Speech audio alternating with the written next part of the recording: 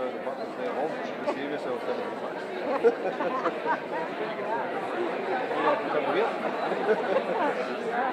mean, I don't blame you at $600. You got $50 a weekend. Start to make you some money. So you still at base? You work the base too? Yeah. So but that's all from home. Oh, did he go to the base? Oh, you do? My office server. Oh, okay.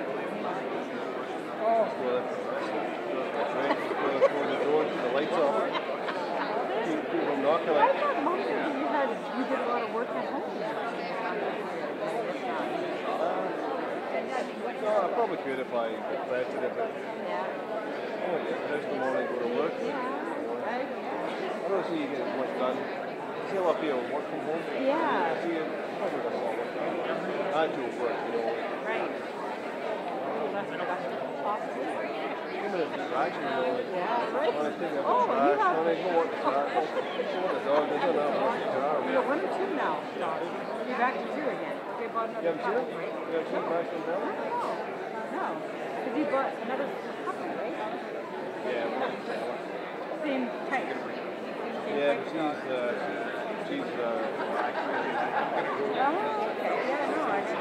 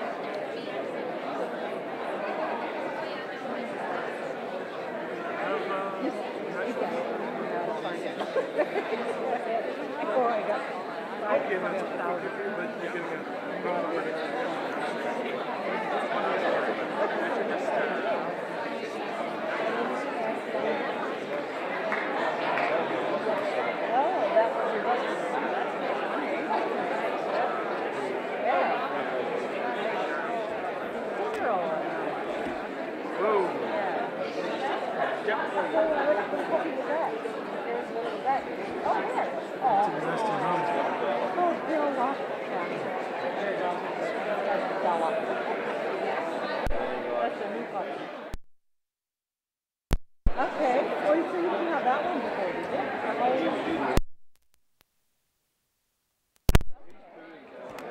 Okay, so yeah, then I've never seen either one of them.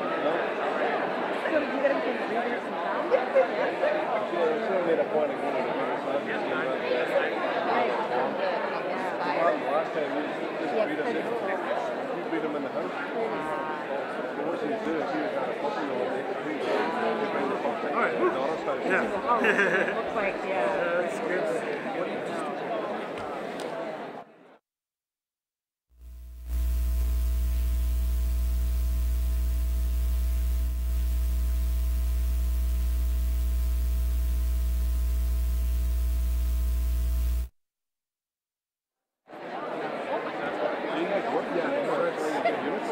Well, it came off of one.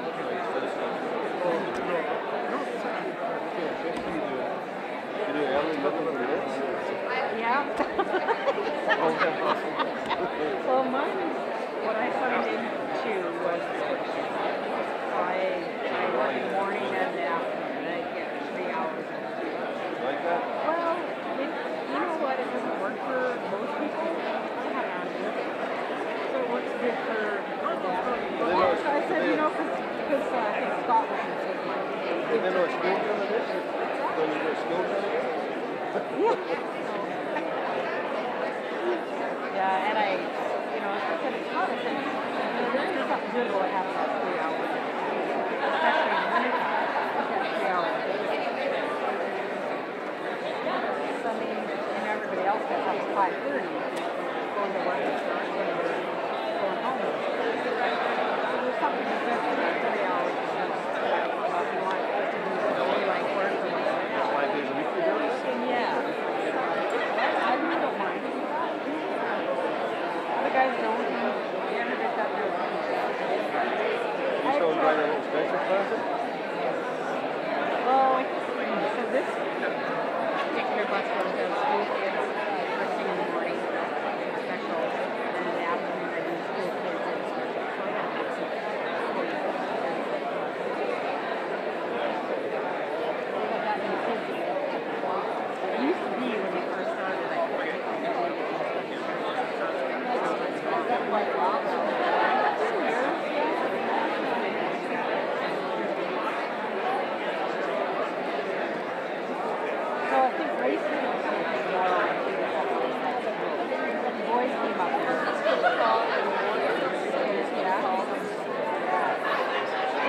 came up to the radio and said, "Where do you get it? We have it all set up for you in a spot.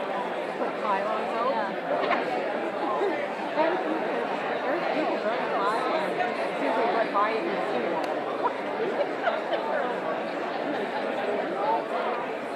They've got nowhere to go. And you know, and it's so bad. The school buses, there's 4 of them, and you know, in that little loop. They actually spread themselves far enough apart that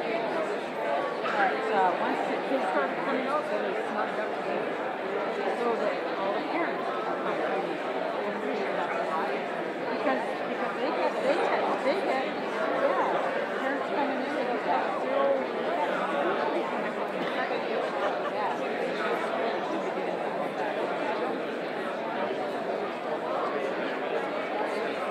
no, they're picking up.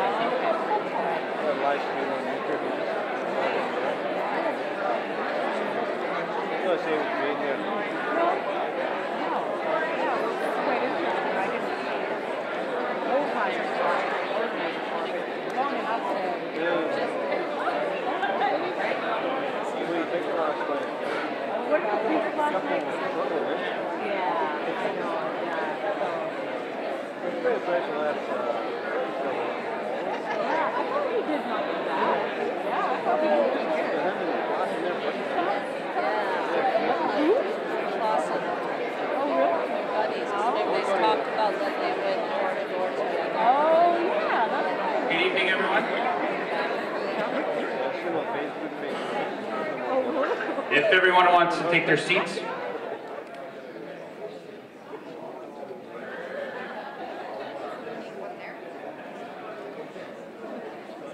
Jesus, we were worried about the stage being rowdy. I think there's more rowdiness back here.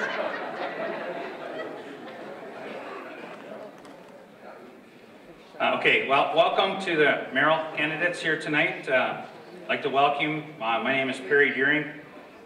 So good evening, ladies and gentlemen, and on behalf of the President, the Medicine Chamber of Commerce, and the Board of Directors, it is our pleasure to welcome you to the last night of the 2017 Municipal Election Forum. I seen a bunch of familiar faces. I am going to read a little bit of a script here so that for the new people that I kind of bring you up to speed a little bit. The Medicine District Chamber of Commerce has advocated for business since 1900. That's what I said last night too. It is a responsibility for seeking answers to questions, concerns of importance to our membership. Currently, the Chamber has over 800 active members ranging from one-person, home-based businesses to large corporations. Over the past council term, the Medicine District Chamber of Commerce has worked on several municipal issues, sustainable municipal finance, diversifying local economy, red tape reduction, you guys all know that's my passion, levies, and taxation, just to name a few. And we are committed to voicing the concerns of our business community on their behalf. Tonight we'll be hearing from the mayoral candidates of the City of Medicine Hat as they explain their positions on a variety of issues facing our city, while also explaining their qualifications and expertise as it leads them to vie for the position to help govern the City of Medicine Hat of 63,000. Because the Chamber is a nonpartisan organization, we are proud to advocate for openness and transparency at all levels of government, and we encourage our business members and the community to take an interest in electing their representatives and making an informed vote. At this time, I'd like to introduce our moderator for the evening.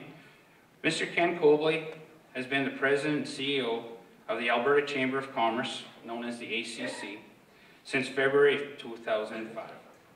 Over the past 12 years, Ken has developed the ACC's profile as a strong, consistent voice for Alberta business. So for you guys that were here last night, night before, I said 11 years. I'm corrected, it's 12. Provincially, nationally, and internationally, media regularly turns to the ACC for comments on business-related issues. As the CEO of a federation of 128 chambers of commerce, which in turn represents 24,000 businesses, Ken advocates for the policies developed by these chambers and adopted by the federation as a whole. Ken's broad professional and political background has served him well in this position. He achieved his Certificate of General Accountant distinction in 1980, which allowed him to provide professional taxation and accounting services to individual and owner-managed businesses. He also worked for the province of Alberta in the banking industry. Ken spent 2 decades on the Municipal Council of the town of Beaumont, where he currently resides, and was the mayor of that town for 12 years. Please join me in welcoming Mr. Ken Cobley to the stage.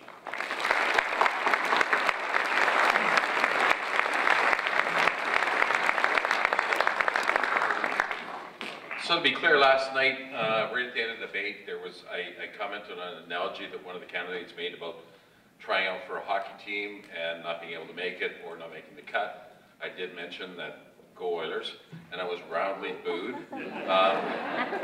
Anybody see the hockey game last night? Anybody see Connor McDavid? Yeah, go Oilers. And that type of outburst from the candidates would not be acceptable. I'm honored to be moderating tonight's event for the Chamber. As a nonpartisan organization, the Medicine Hat and District Chamber of Commerce embraces the democratic process and does not support any one candidate over another.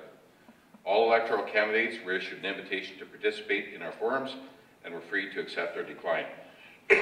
Each mayoral candidate will have 3 minutes to make an opening statement before we proceed into the question and debate portion of tonight's event. On the topics presented, each candidate will have 1 minute to respond to a question that will be asked to all candidates. Follow-up questions may be asked, to which they will also have 1 minute to respond. During tonight's question and answer period, I may open the floor to debate following a particular topic to a maximum of 4 minutes per topic. And finally, each candidate will have 2 minutes to make a closing statement at the end of the program. This forum is structured in a manner that allows equal opportunity for all candidates to express their political views and plans for action and the effect this will have on business in this community. The structure of this forum allows you as the audience to hear from each candidate equally, so you are able to make an informed decision on October 16th. None of the candidates have any advanced knowledge of tonight's questions, but they were given a list of potential topics that we'll be discussing. The questions for tonight's debates are directly related to chamber policy, which have been developed on behalf of local business. Questions were also accepted via email submission. Those chosen were selected in accordance with chamber policies and current issues relative to a business in this community.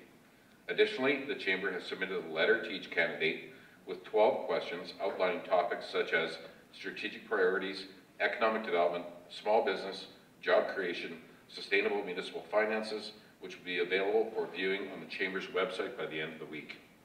For the audience, I ask that you refrain from participating in the forum in any other way than by quiet observation. Please hold any applause or comments until the end of the forum. This is for your benefit, as we have a lot of information to get through this evening, and any interruption will lessen the time we have available to hear from our candidates. If you have a cell phone with you, please make sure that the ringer is turned off so that we're not interrupting anyone's answers. We'll be accepting written questions from the audience this evening, which will be collected by chamber volunteers and delivered to designated forum scrutineers. If you have a question to submit, please hold up your hand during the debate and they will be collected by a volunteer. The volunteers also have paper and pencils if needed. Questions may or may not be included into our program this evening at my discretion and dependent on time. Now, without any further ado, I'd like to invite the audience to join me in welcoming to the stage the 2017 mayoral candidates for the City of Medicine Hat. Mr. Ted Clungston.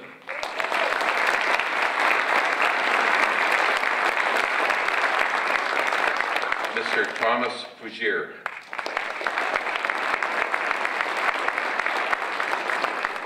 Mr. John Hamill.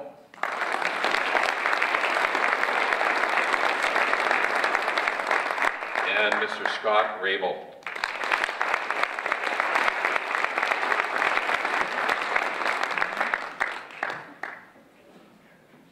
Okay, so let's begin. Before we get to the hot topics of the evening, each candidate will have 3 minutes to deliver an opening statement, which we ask includes their reasons for joining the 2017 election race and their qualifications and experience that will help them to govern the city.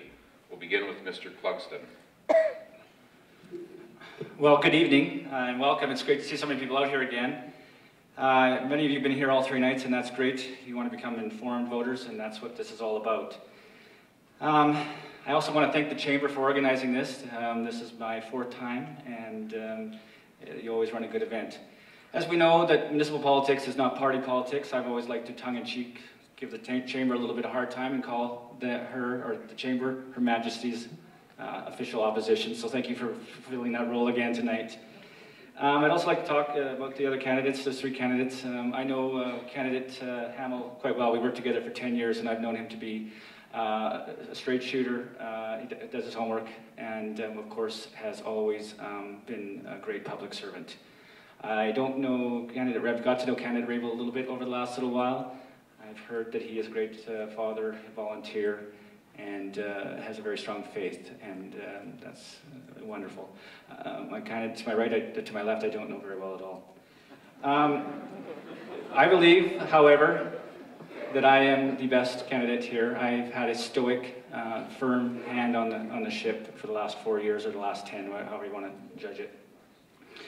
I also believe that you shouldn't be flying the jet until you've got your airline or your pilot's license, or you shouldn't be doing brain surgery until you've actually gone to medical school. So I think that I have served this community well for the last 10 years. You'll often hear some of the long-serving candidates talk about the fact that this is the best council they've ever served on. You'll hear that some of them have served with 4 and 5 mayors. And I'm going to take some credit for that. That's a leadership role that I have taken with this council. Some have criticized us that we've gotten along too well. Well, I take that as a compliment. We've been able to accomplish more this term, more capital construction than I think you've ever seen in the history of this city. I think this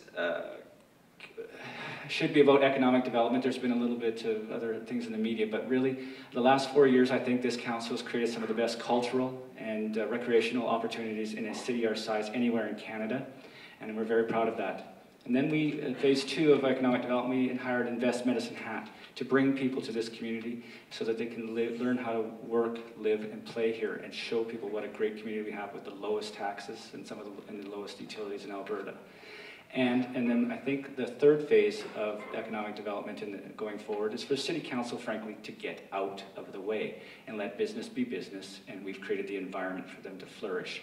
You can only have to drive by the old Walmart site, or look next to the Home Depot, or even go through Box Springs to see about the $200 million worth of commercial construction that's been announced in the last 2 years.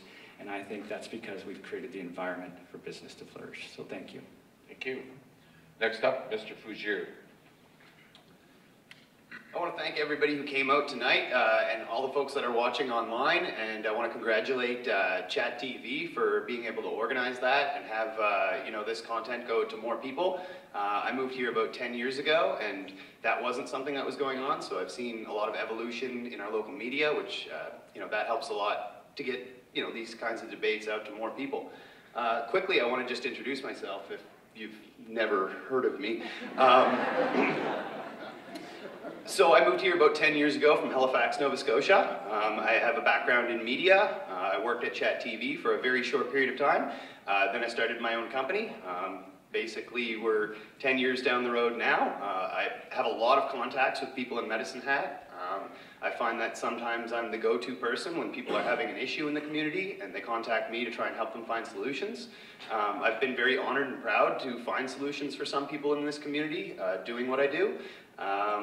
And That aside, I feel that my ability to move into politics is something that problem solving is what this is about. And transparency is also what it's about. And I feel like the type of thing that I've been doing on the internet is really all about transparency, basically broadcasting not only my life, but the stories that are going on here in Medicine Hat, and trying to, like I said, find solutions to problems that people might have by doing this.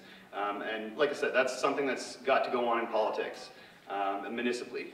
Now on top of that, we are going to talk about things like development of our local business and economy around here, and something that I think is very important is that we focus on some of the newer types of industries that could be emerging in a place called Medicine Hat. Now, as far as I know, the story of Medicine Hat is that it was named this because a long time ago there was a medicine man who was here, something to do with Aboriginal culture. Maybe this was a really good place for growing some type of medical plant a long time ago. Recently, it's emerged that we now have a $23 billion market Canada-wide for a particular medical plant.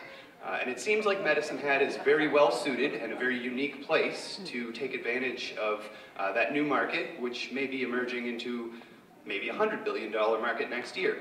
So I think Medicine Hat is well positioned to use the greenhouses that we have, the resources that we have, and basically location to attract some of these really big businesses that are going to be exploding over the next couple of years.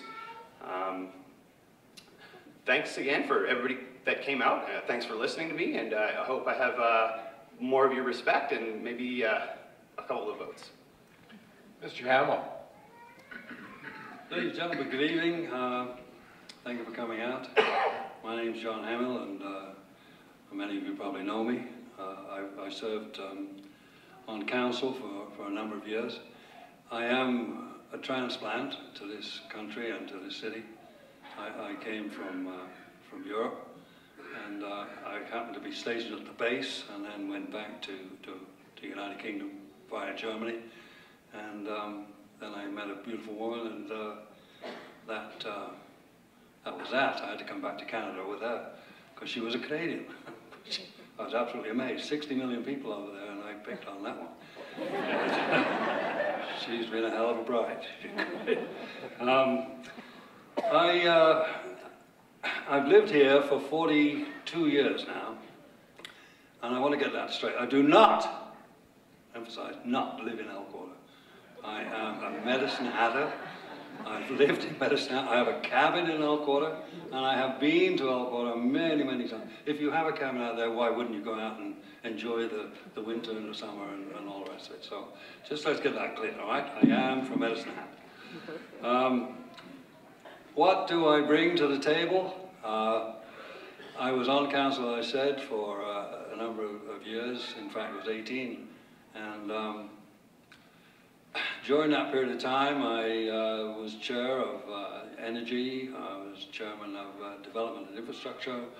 I was chairman of the Cypress View Foundation for a while, and also Safety City, and I was chairman of the Highway 3 Association, and so it goes on. So I have lots of experience in the city, and in the city centre, and in the city employees, and also at the city hall. I know the comings and goings and the workings of the place, so I do bring that. I was mayor for 2 months, I think it was. Everybody does a deputy mayor stint with the council, and I was deputy mayor when Norm Boucher left and took leave of absence to run for the Liberal Party. And I found it an intriguing job. I thought it was absolutely fantastic, and they don't just sit up there in that little glass house and do nothing. You have to work hard. Whilst I was on council, I was elected to the Alberta Urban Municipalities. That's something, it's an association of all municipalities all across Alberta, and there hasn't been anybody else elected to that position. I'm not saying there's nobody good enough, but nobody took the chance. And for my troubles, I was placed as chairman of finance, and they were in the red. 12 months later, I was able to report that we were in the black, and I didn't raise fees, I didn't lose jobs, I just worked at it. I was also one of the people on the Special Forces Pension Board, which handled a fund of about 1.3 billion. So I do have the qualifications if you select me. Thank you very much. Thank you. And finally, Mr. Rabel. 20 years ago, I came to Medicine Hat with a garbage bag and a box and a hope that I could chase a dream of a better life here in Medicine Hat. And 20 years later, I'm married, I've got 9 children. It's true, the largest Hutterite colony in Medicine Hat. Worked in Brooks meatpacking plant for 3 years, taking the bus from Medicine Hat to Brooks each and every morning. Started my own business in 2003, Alive 99.5, and received the Medicine Hat Chambers of Commerce New Business of the Year Award in 2004. Later on, I went back to school here at Medicine Hat College to become a teacher. I believe my name is engraved somewhere as the top English department student for 2009. Went on to Lethbridge, received my degree, traveled back and forth because Medicine Hat is my home. I've been teaching for the past 7 years and received some awards for teaching as well. Over the years, I've served on the Medicine Hat Youth Action Society, Samus Youth Justice Committee. I helped pitch the idea of the Mayor's Youth Advisory Committee to Mayor Garth Filelli in 2004. I've also been involved with the Medicine Hat Area Refugee Response Team. In short, the reason I'm running for mayor is because I really feel there's been a disconnect between the people of Medicine Hat and City Hall. Over the last couple of years, we've had a lot of economic hard times, and my thought is when our #1 strategy is to raise taxes on individuals, raise utilities, raise user fees, raise facility fees, have our businesses pay above the provincial average on property taxes for non-residential areas. I think there's a disconnect, especially when our people in our area are using the Medicine Hat Food Bank more, the Community Warmth Foundation more, and even Kidsport is having trouble keeping up with the need that's there.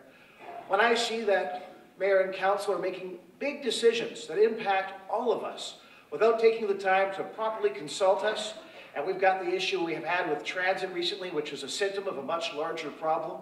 We've got people that have lost their job, unnecessary frustration, not to mention waste of taxpayer dollars. I believe that's a disconnect. How do we solve that? I believe the role of mayor and council is to be a strong advocate for taxpayers, their families, and for businesses.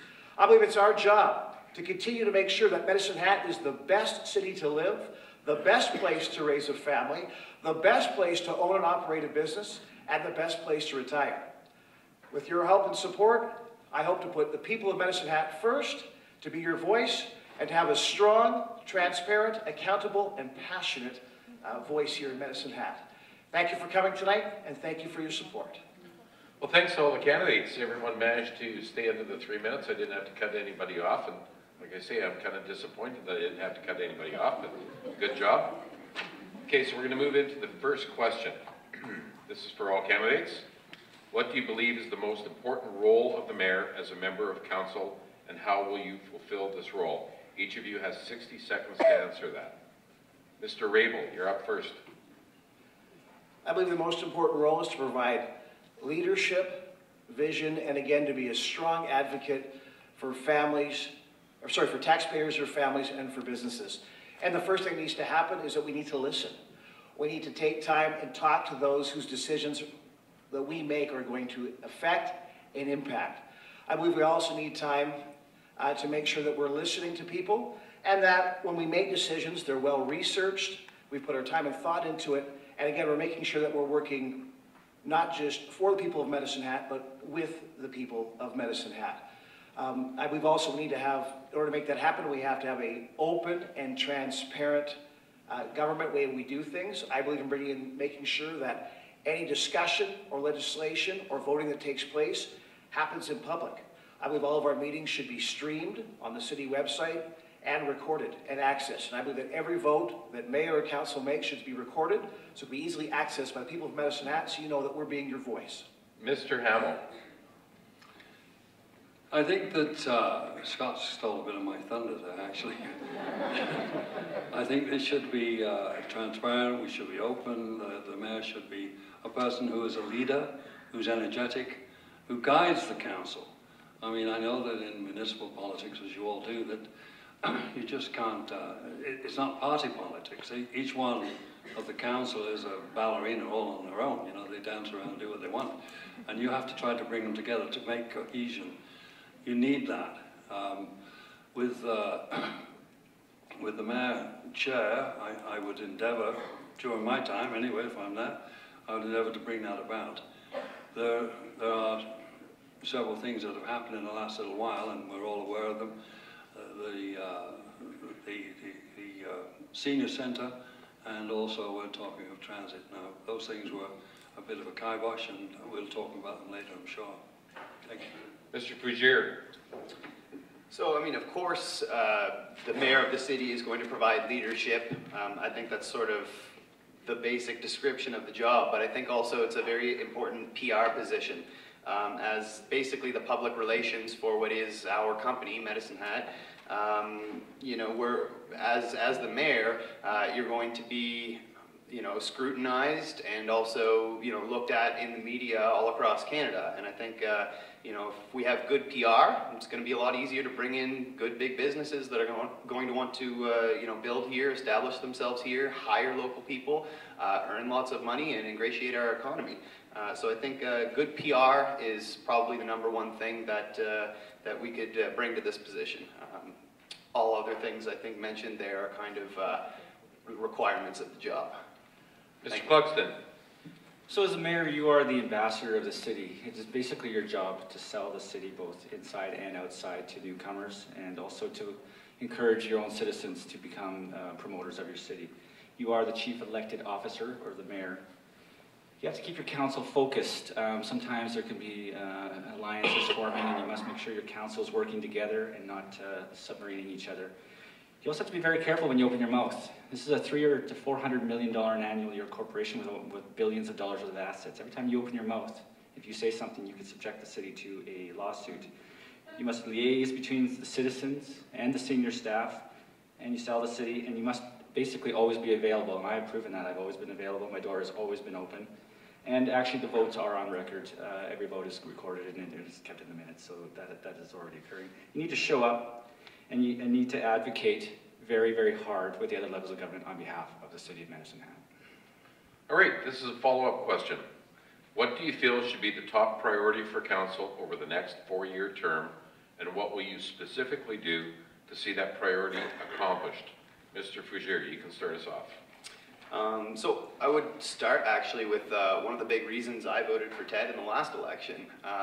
He wanted to develop downtown, make you know, make our downtown bigger and better. And one of the key focuses was the property that's kitty corner to City Hall. And I know there are some plans in the works now, but it seems like it's a little far along considering the guarantees that were made during the last election. So I think we've maybe got to speed up some of the processes. You know, I'm not right there right now and know how these processes are working so slowly, but I think we've got to develop our downtown. We've got to have people moving downtown. The more people that are living in that area, the easier it's going to be to make it a great place to do business. Mr. Rabel. I think what we need to start doing is again, growing our city and making sure that Medicine Hat is the best place to own and operate a business. And we need to get out there and start advocating for not just any jobs, but for high-paying jobs right here in Medicine Hat. We need to grow our city. We need to get those better jobs here, because jobs bring people, people bring families, and that's going to cause growth in our community. I believe we have to make sure that we offer incentive packages to new businesses as well as existing businesses. We want to make sure that the businesses that are in Medicine Hat, we're looking after them and sustain what we have, as well as attracting new businesses. We also want to make sure that we do what we can to get back that dividend. We want to get back to the Medicine Hat advantage. We want to make sure that we are working hard for that to happen. So we need to make sure that we are investing in the different oil exploration, and that we're, with our new power plant that's opening up, that we're generating extra electricity to sell to those other markets so we can get those dividends back for us. Medicine Hat advantage. Mr. Cluxton. So as I said in my opening comments, that basically I think that it's time for the city council and city government to get out of the way. We've created the environment for business to flourish and invest, and you're already seeing that happen. I'm committed to getting NGPR, natural gas and petroleum resources, back to profitability, and that's why we're hopefully taking the city from 1,000 barrels of oil production a day to almost 10,000. We can make money at $50 a barrel. Actually, we can probably net back about 20 to 25. Of course, helium is a fantastic, interesting, exciting opportunity going forward. It could be the next major find, and of course it is a gas, an inert gas, and we will still be the gas city. We were the only company drilling for oil during the downturn. We did put our people back to work. When we talk about the downtown and 603 First Street, it was myself and some previous councils that we put in the downtown incentive program that got the downtown back. The 600 block of First Street was vacant when I first got, except for Friday's Image. We also have the Development Investment Readiness team, and I can't wait to see what they do when they're helping new businesses invest. Mr. Hamill. I think what we need to do is to stop spending. You make a budget, you've got to stay within your budget. We have, I say that the city has done it, not me, but the city has overspent. They can constantly do it, and they have the advantage. Unlike us in our home, we say we've got $2,000 coming in, and if you're spending $2,200, you're in the hole. The only way to get out of the hole is stop digging. You have to look at what your expenses are, cut it back, trim it back, and stay within your budget. I mean, this thing about, well, you know, it was the previous council that caused this problem. That's rubbish. I'm sorry. You need to lower taxes. Business taxes are extremely high in this city. Residential taxes are high. There's too much tax, and that's a simple solution. That they turn around and say, well, we've overspent, so we'll just raise taxes. It was in the paper the other day. I think one of the councillors stated that. All right, so let's get into the first open debate of the evening. It'll be 4 minutes in total. You have 30 seconds to respond. After everybody's had a chance to say whether they want to go the first time, then I'll start taking repeats of the second time comment. So no candidate will speak for more than 30 seconds consecutively, and candidates have to wait until I give them the floor. And this open debate is based on the preceding 2 questions. So who wants to go first?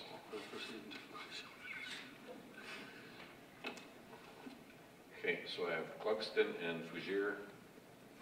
Mr. Clugston, you're up. So the comment that our non-resident tax is above average, actually it's the median. We are exactly in between Lethbridge and Red Deer, our comparable cities.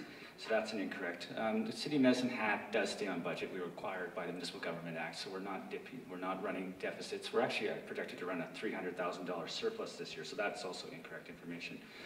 We did actually have cuts. This is the first time in 100 years, basically, the City of Medicine Hat. You think of the layoffs, we laid off our meter readers, we laid off about 10% of our natural gas and petroleum resources.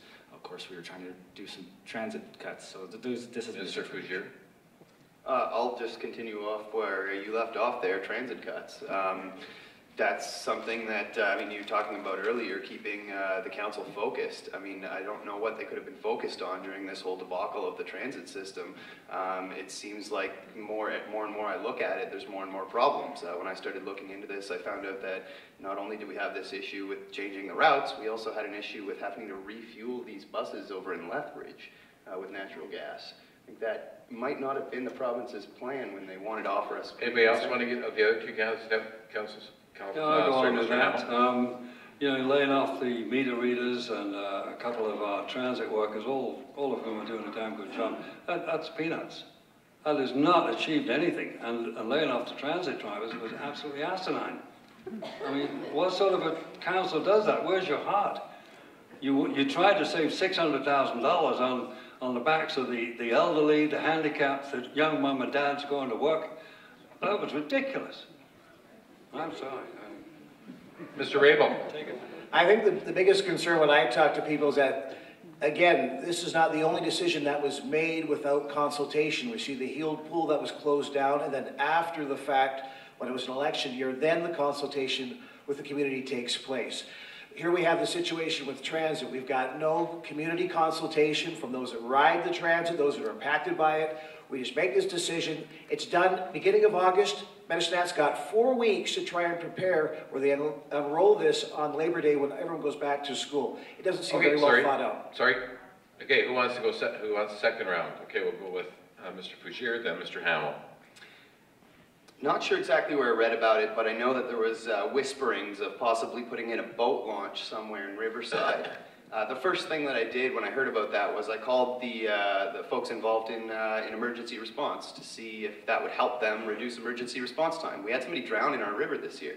They said, well, unless they put it right next to this new fire station, it probably won't, because we'll have to take the boat and put it on the truck and then go to the launch, and it just takes extra time. So, yeah, if we're going to talk about building a boat launch in Riverside... Mr. Hamill? You mentioned Eel Pool. There's another example of something that's gone completely haywire. It's leaking. Well, fix the damn thing. I mean, come on. Eel Pool is leaking, so they're going to close it up. Oh, just so many silly, stupid little things that they spent money on, and it irks you. It must do. It must upset you as much as it upsets me. They need somebody to say, enough. Stop this. Other two candidates, Mr. Rabel. There's a mention about being a strong advocate for the taxpayer, and I guess one of the concerns that I had is we had a local resident, business owner, and mom. There's an error to our property tax assessment. The city knows it, mayor knows it, and instead of the city of Medicine Hat issuing a correction to the roll, which could have been done, or even city council coming together and making sure that her and her family didn't have to pay this error, what happened was mayor did a 180 on it, had a closed-door meeting, and now this resident has heard nothing what's going on. And for me, that's the opposite of what council and city should be doing. I couldn't possibly respond to all that misinformation in 30 seconds, but of course we have our own natural gas fueling station here, not done in Lethbridge. Alderman Hamill, you should know the difference between capital and operating. Of course, I know we tried to cut. You're all talking about cutting taxes and saving utilities, yet as soon as this council tried to cut some taxes, which is obviously, has cut some services, of course we heard about it. So you can't have it both ways. It's motherhood and apple pie, but as well, we have a transit advisory committee that advised us to stick with the new routes, to just give it a chance, so we can consult. Okay, so good spirited debate.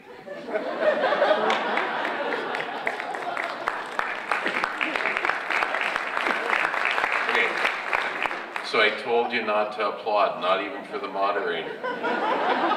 Okay, good spirited debate. Mainly respectful, so good on you guys. We're going to move into the second question. The next question is related to economic diversity. The economic climate in Medicine Hat has changed dramatically since the last municipal election. From your perspective, what strategies can the city use to create greater economic stability to help mitigate the challenges of boom-bust cycles, while also ensuring that the city doesn't become financially dependent on new or returning revenues? We're going to start with Mr. Clugston. So it's always, this is about economic diversity. If you judge a fish by its ability to climb a tree, it's always going to fail. So what we had to do was focus on what the city of Medicine Hat does best. What we do best is actually we burn gas and turn it into a different value product, perhaps fertilizer, methanol, those kind of things. We've had some great success with Atlantis, building jet engines and also rockets to burn off methane. We've had, there's really interesting stuff going on with plant-based protein. We have the foremost UAV range, which could be a game changer, billions of dollars worth of unmanned drones. We have, of course, we've done greenhouses. Greenhouses we were doing 100 years ago. It doesn't seem sexy or new or unique, but it's still one of the things that we do best. So we have to take that more of a focused attempt at diversification rather than the shotgun and just go after everything. Mr. Pugier. Yeah, I have to agree on some of the stuff candidate Clugston says there. You know, it is about, you know, taking advantage of the things that we have here. And while we do have some resources that will deplete over time, whether they're gas or helium or whatever, we're going to have to come up with some long-term plans now. So I think talking about greenhouses, our location, and our ability to use something that, you know, as you said, it may not be sexy. Maybe it can be sexy again. I think greenhouses might be sort of the next big thing in Canada. Okay, Mr. Hamill. You could have said that the greenhouse would be great for the new crop that's coming. Exactly. We could build millions of square feet of greenhouses for the magic plant. The economic climate, I think, is pretty good in Medicine Hat, really. You know, the oil and the gas, all right, the oil's down a bit, but we're now starting to pull in $50 a barrel. And I think that's American. That's West Texas Intermediate. If, when you compare that to Canadian dollars, it's $60. And if you build your budget on a $50, $60 barrel of oil, then we won't get in the trouble that we did previously, where they built the budget on about $110 oil, and then suddenly it wasn't there. And that's what's caused a great problem. Utilities, they're good, but we're paying too much in our handling fees You've got administrative fees, you've got line fees, you've got carrying fees, you've got this fee and that fee. You pay 20 bucks for the product and 66 for the rest of it. You know, that's wrong. Mr. Rabel? Well, I think we have to make sure that we've got a long-term plan and we're sticking with it. I think we need to do what we can do to make sure that for businesses in Medicine Hat, we keep things as stable as possible. We need to make sure that during those economic downturns, we've got plans to make sure that our businesses do not go under, that they're to support them with whatever they need to be supported in. We need to make sure that we're taking advantage of exploring for oil, drilling for oil, and that we're taking advantage of with helium, and that we don't just look at exploring it and drilling it, but we look at creating a refinery as well.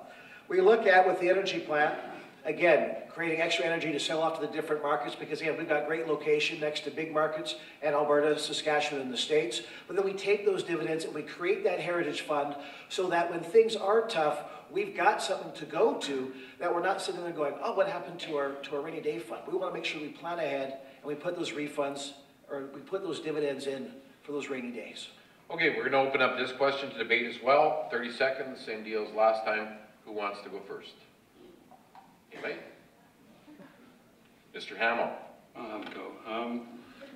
I think with the businesses that we currently have in the city, we talk of economic development, you know, we're trying to get more and more, but I think we've missed the boat. We're not really nurturing and supporting and encouraging the ones we currently have. You've got to look after what you've got and ensure that that's going to be good, and at the same time go out and look, and I leave that to Mr. Jackson and his merry men. They go out and try and bring in new business, and that's the way it is. You can't just go out and look for the big smokestack. Anybody? Sorry, time. Anybody else? Mr. Rabel? And that's really something that I've been hearing when I've been talking to local businesses. You know, they understand that we need to grow our city and get new businesses in, but they want to feel that they're supported too. That they've got, that City Hall has got their back. So during those tough times, we're there to give them those reduced utility rates, or we're there to give them those property tax rebates. So we can encourage the entrepreneurs and our local businesses to be strong.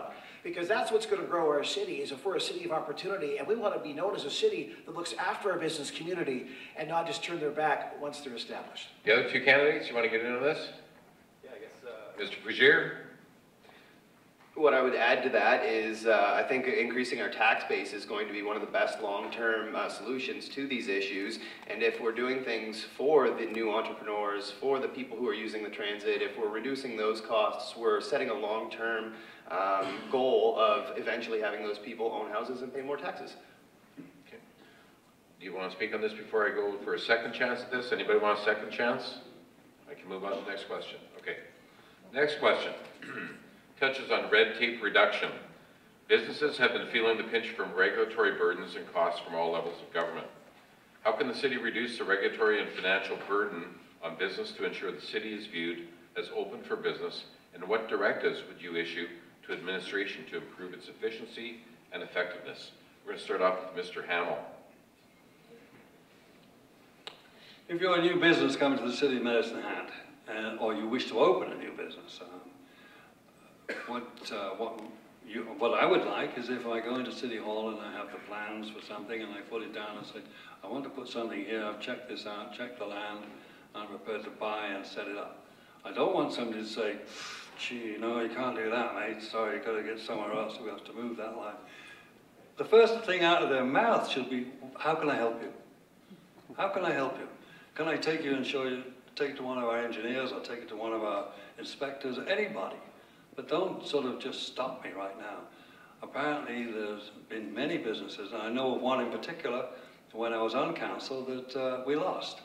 And it was because I'd taken them out for a night, showed them the area, there was an aircraft industry, I showed them the area at the airport, and they were quite happy. They went in and said, you know, if you give it to them for $1, they'll stay. He said, no, they're in Lethbridge. They've been there for 12 years. Mr. Clugston? So Perry, you finally get your question after 3 days.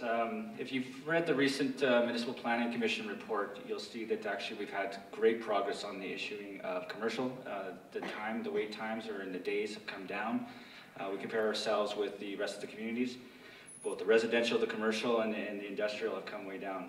We do have our staff have been told they can't say no because, they have to say yes if. So if there's, as you said, a wire that needs to be moved, they can say, yes, you can do this development if you meet these criteria.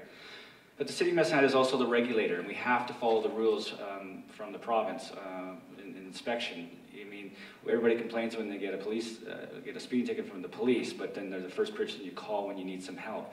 Well, the regulations on building homes are very, very getting strict and much stricter, and if you require a firewall, well, you really want that firewall built according to provincial standards, especially if there's something ever happens to your house. Mr. Rabo? One thing that I've been hearing a lot from business owners is the apparent lack of communication and frustration in trying to find out exactly what is needed to be done in order to get their businesses underway. I think we need to have one window, online and at City Hall, where it's nice and easy. You can go with your business plans and you will get the help you need and the direction you need to get your business started right here in Medicine Hat. I think we need to remove any unnecessary barriers, whether it's financial or legislative, and let's make sure that we know that Medicine Hat is open for business. We want to make sure that we're accountable. So anyone that comes to Medicine Hat to start up a business and get the permit started, there should be someone following it to make sure and find out how did they find their service with the City of Medicine Hat. Did they find that it was clear to find out what they needed to get that business up and going, or did they feel that there was an unnecessary delay? Did they feel frustrated? We want to make sure we're looking after the businesses that come here to Medicine Hat and that we're following up with the permits that they're going forth with. Mr. Fougere? So I think consistency in the regulations is something that's really important. I speak with business owners every day in the course of doing my own business, and what I'm finding a lot of the time is that there's not very good consistency when it comes to where this red tape applies and doesn't. One of the examples, which might only be a very small example, but paints a bigger picture, was the situation of a patio existing at a downtown business that is a bar, and other local businesses seeking to also have a patio, but encountering a lot of different problems in doing that, and then ending up having to pay a significant amount of money to have, their own little patio set up.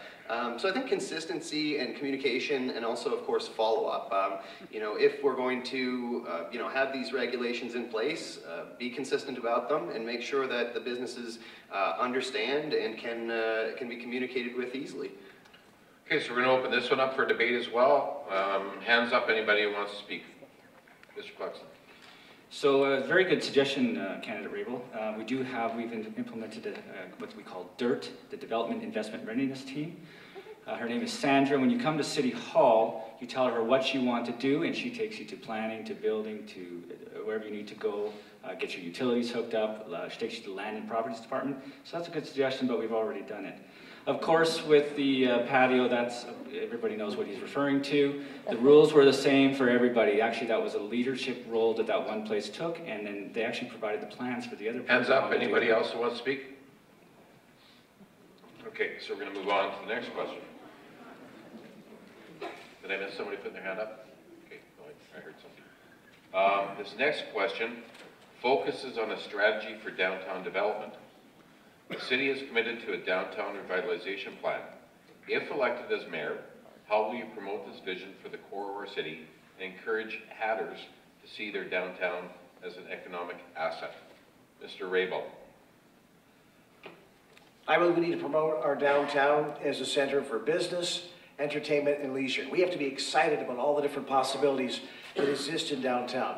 I struggle that we would have a levy for businesses that want to get started downtown. And I know when I talk to some downtown business owners, what I'm hearing is that perhaps it's time for the local downtown business owners to have a vote whether the CCDA is the best way to go about promoting downtown Medicine Hat, and a levy. I think it's time to allow the business owners to have some more freedom downtown in downtown Medicine Hat, and that we need as a city to start promoting some amazing events to get people down there. Chalk Festival is all well and good, but let's take advantage of the fact that we've got some amazing youth bands and different activities. We can get right down in the heart of Medicine Hat, and let's make it an exciting place to be. It's in the heart of our community, and we should celebrate it as such, and we can do and get excited about all the different opportunities that downtown Medicine Hat can offer. Mr. Fougere. In business, it's all about return on investment. And if we're getting a good return on investment downtown and the businesses that open are getting a good return on investment, everybody's going to do better. With the CCDA, I found that we aren't getting the best return on investment with that organization. There are other organizations in town that do very similar work that could probably take over a lot of the things that the CCDA has been tasked with. That would save downtown business owners a lot of money. It would save taxpayers of Medicine Hat a lot of money, and I think we could have a better outcome having a different organization take over some, if not all, of those roles. I also think that businesses being open later downtown would be a benefit, and that if we could get people living in those downtown areas, maybe it can look a little bit more like Halifax, Nova Scotia, where I grew up, where the nightlife is great. Mr. Clugston. Well, it would have been nice if we would have had a quality landmark development at 603 First Street, but I failed at that one. So, but other than that, you know, there are some of the things that have been mentioned. We need a hotel, we need a residential. When I first got on council, the 600 block of 2nd Street was almost absolutely vacant, and now you can see it is one of the most beautiful historic blocks in all of Canada. We have the Downtown Incentive Program, which we provide about $200,000 a year to businesses that want to improve the inside and exterior, and we've actually seen for every dollar of the taxpayer, we've seen about a 10 to 1 from the private sector. There is no, I don't know what they're talking about, a levy for downtown business. They're not treated any differently. The CCDA is not a city. It's a DBRZ. They choose to be part of a DBs or a downtown business revitalization zone. Should they decide they don't want to be part of it, they can vote to disband. It's not taxpayers' money other than what is granted for the flower pots. We have, of course, have Jazz Fest. We have Live After 5. We have Spectrum downtown. There's quite, it's a wonderful place. Mr. Hamill. The downtown is not being utilised, as we all know, and I think when you haven't got a city core, then you don't have a city soul. I mean, you need that. And one of the things that I've always considered a very important part of our downtown is the river. We do not utilise that river. I mean, all right, it's shallow and it's got a million years of silt laying at the bottom of it. You have to dredge that out possibly, but you know, if we could use the waterfront. I mean, you've been to Saskatoon? It's brilliant. And we've not used ours. And you just talked about it a moment ago, Tom, was to do with a dock. And I envisage a dock. I'd like to see a dock up in Echodale, where you could put your boat in, come down, stop just below City Hall, get out of your boat and go and walk around the city. Check if they've got all this stuff going on. You can have a coffee, you can go and watch it, take part in a painting or whatever. Use the river. Okay, so I'm going to open this section up for rebuttal or clarification or additional comments, similar to previous 30 seconds. Mr. Clugston, anybody else before I proceed? Okay, Mr. Clugston. We actually have a river recreation plan that will hopefully be implemented by the next council. It talks about exactly what you mentioned, candidate Hamill, about celebrating the river instead of fearing it like we have. That's why we bermed it and put trails on top. We've actually talked about a campground. You know, there's only actually is 2 businesses now on the river, and that River Dental and now Smith Group. And we need more businesses on the river. There is a dock at Echodale. Everybody's seen it. And of course, we have talked about a new dock at the new fire station as well. Okay, other candidates, Hamill and Rabel. Just to continue then, I had a suggestion from someone the other day who said he had a good idea, and it sounds pretty good to me. He wanted to put a paddle boat down around the City Hall area on the river, and it would be a stationary boat. And he said you could put a restaurant in there, you could probably put a little casino in there. Things like that, using the river would be great. If you had your campground, which I think about, you know, Echodale would be brilliant. Have 200 campsites up there, you can lease it for a year for however much. You've got your home away from home. Mr. Rabel. You mentioned Spectrum, but Spectrum really isn't in downtown proper. Spectrum used to be in downtown proper, and I remember Spectrum being a very exciting time to be in downtown Medicine Hat. But since it's been moved, you know, it's kind of sad to see all this excitement and energy not where it was supposed to be, right downtown in Medicine Hat, with all the people and all the families and all the fun and the excitement. So I think if we really want to value downtown Medicine Hat, let's get Spectrum back to where it's supposed to be, so we can bring all the attention back to our downtown and revitalize it. Mr. Fugere, you want to get into this before I open up for a second round? No, it's okay. Mr. Clugston? Well, Spectrum, the reason Spectrum isn't downtown right now is because we've been doing all the upgrades to the water and sewer, and so they decided to move it to North Railway because of the construction, but it hopefully will be back downtown. anybody can open. If the city isn't in business to open paddle boats, anybody's welcome to do that. You'll have a difficult time getting a casino license because there's a moratorium on new casino licenses in Medicine Hat. Mr. Hamill or Mr. Rabel, any supplementary? Well, Mr. Hamill? I'll go on with that.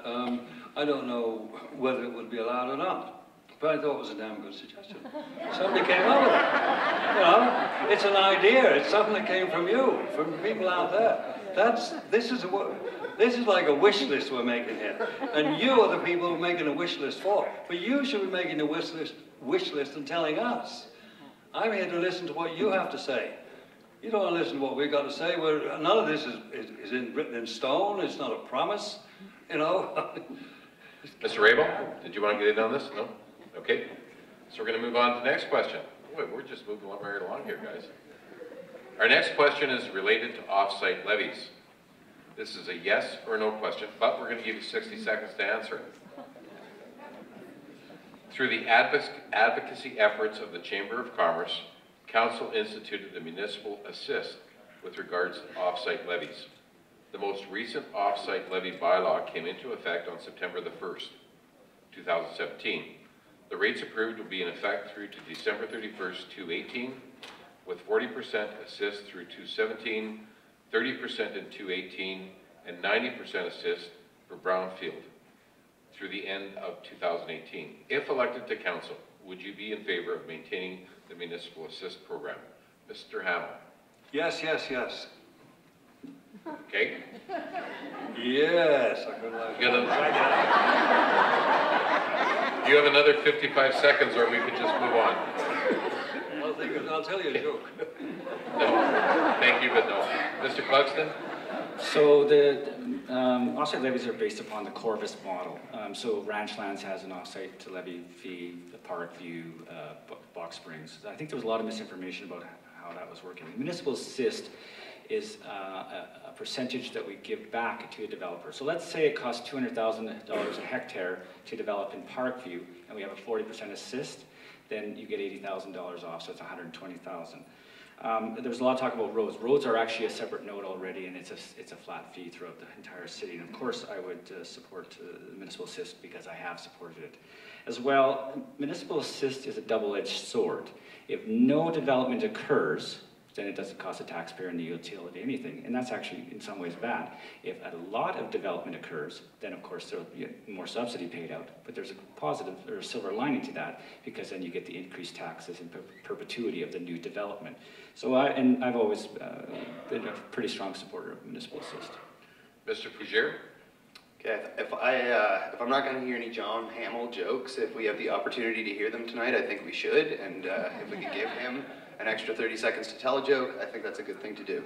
I do support the idea of the offsite levies, and I think it's something that we can just review, when the time comes. That we have it set out for the next couple of years, and after those years have passed, we can review how that worked for us, and maybe we'll make changes, maybe we won't. Okay. Mr. Rabel?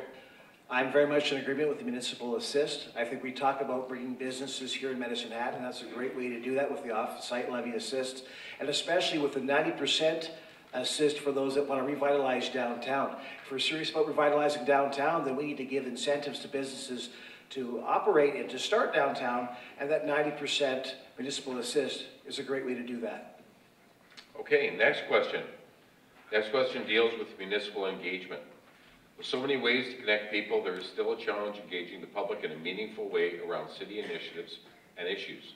What engagement strategies would you promote and try to implement to garner more active participation from the public? We'll start with Mr. Fougere.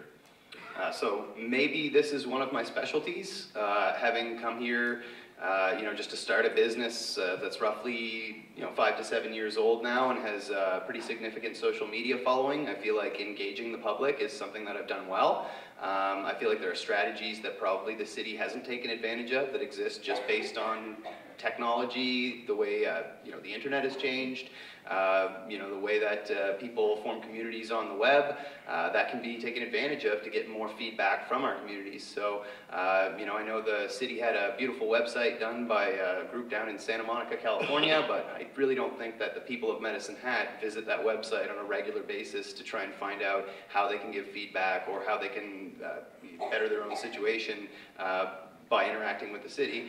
And I think probably even less people actually go into City Hall to go up to a clerk's counter and ask them directly. So we could probably use technology to connect people better here. Mr. Rabel? Well, one thing that I've learned about running for mayor here is the fact that everyone has an opinion. And that all we have to do is actually take the time to listen. You know, when they had the whole situation with transit, you, the people of Medicine Hat, made sure that your voice and your ideas and your opinions were heard loud and clear. And I think if we want to increase engagement, we have to show you that on council, we're listening and we care what you have to say. Because if we care, then of course you're going to get involved. Yes, we need to use technology, social media, Facebook, Twitter, but there's lots of people that are not on Facebook and Twitter, and we have to not just rely on online surveys to find out what you want to do and get your opinion. We need to have roundtables where members of council actually go out physically and present ideas, hear what you've got to say, and then bring those ideas back so we can start making decisions that are informed on what you want and your visions and your dreams. Mr. Hamill? Social media. There are many people out there in the city of Medicine Hat who just don't understand it. I mean, so whilst I agree, and I understand some of it, I'm a bit of a dinosaur, but I can understand some of it. And, you know, it's a good thing if used properly. But there's a lot of people that really don't. So I hope we don't go 100% on that. Talking of that type of thing, what the city does, one thing that pops into my mind is consultants. It really jars me to know that we're constantly calling on a consultant. If I'm paying somebody $150,000 a year or whatever to do a job in the city of Medicine Hat, I expect them to be able to do it. If I have to go and call a consultant, then perhaps I should keep the consultant and get rid of this guy. I mean, you know, there's just too much of this going on in our city. Thank you very much. Total applaud. Well, even with that applause, you managed to finish within the 1 minute. Mr. Clugston. So we have advisory boards. I was able to talk about this last night. There's an extensive year-round environment. We deal with the chamber. We have quarterly meetings with the chamber. There was a time when the Chamber of Commerce was banned from City Hall. We have the Transit Advisory Committee. We have the Heritage Advisory Committee. We have, of course, the Social Development Advisory Committee, the Youth Advisory Committee. And of course, we can use Facebook and Twitter. We have open houses with redevelopment plans, and we're doing Riverside redevelopment. We have storyboards. We have pushing out content daily on Facebook and Twitter. You can go to the Mayor's State of the City address. You can go to the Mayor's Business breakfast. And as I have a very open door policy and always have, I think some of you maybe even know about the random citizens. Once a week, I would randomly open the phone book, call somebody, ask them to come in and talk to the mayor. And it has been very successful. But the one thing I learned about that was the majority of people were quite happy. And the question I would ask them is, why'd you move here? What do you like? What don't you like? And the majority of citizens were actually quite happy. So we do really communicate with them. Great. So I'm going to open this one up to debate. Mr. Fougere already had his hand up. Anybody else want to get in on this? Okay. Okay, go ahead, Mr. Fougere.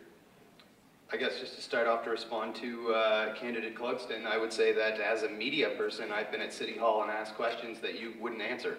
So that's the thing. In terms of talking about you know, how technology can be used, I think just talking about Twitter and Facebook is like a little bit 10 years ago. What I was more focusing on would be like a transit app. That was one of the things I believe the province allocated quite a large sum of money to Medicine Hat for. Had we developed a transit app... Okay, like Mr. Rabel. Again, you know, my thought is when it comes to consulting with people in Medicine Hat, I know we've got all these different strategies, but we don't always use them consistently. Because again, we're thinking back to the whole situation with transit. Well, there was no any open house consultation with the people of Medicine Hat before these decisions were made. This had to happen after the fact. And any open house meetings that were made were the city telling us what the changes were going to be. And so I think we need to be a lot more consistent. Again, not just relying on technology, but making sure that we're going out there regularly. Mr. Hamill. To hear from people.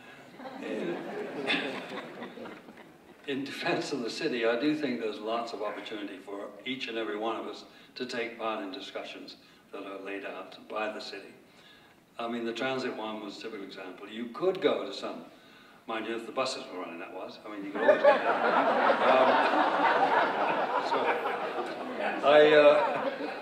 I don't go on any further than Facebook and Twitter. I mean, that's about as far as I can stretch. Right? What do you say? Something about another idea? I don't know what that is. No, just a minute. Okay, Mr. Cluxton, do you want to get in on this first round? It's difficult. I'll take that as a yes. Yeah, it's difficult when you're the incumbent and you're up here by yourself and getting a little shell shocked. But we did have a transit advisory committee, which was made up of the ministerial committee, which is also the ACTI, or advisory committee on disability issues, and also the senior citizen advisory committee. So they were consulted. The problem with transit is also there's a human resource issue.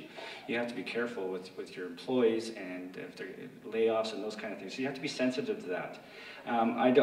Media questions, I would answer your questions if they were city related. However, most of your questions were never city related, and so I refused.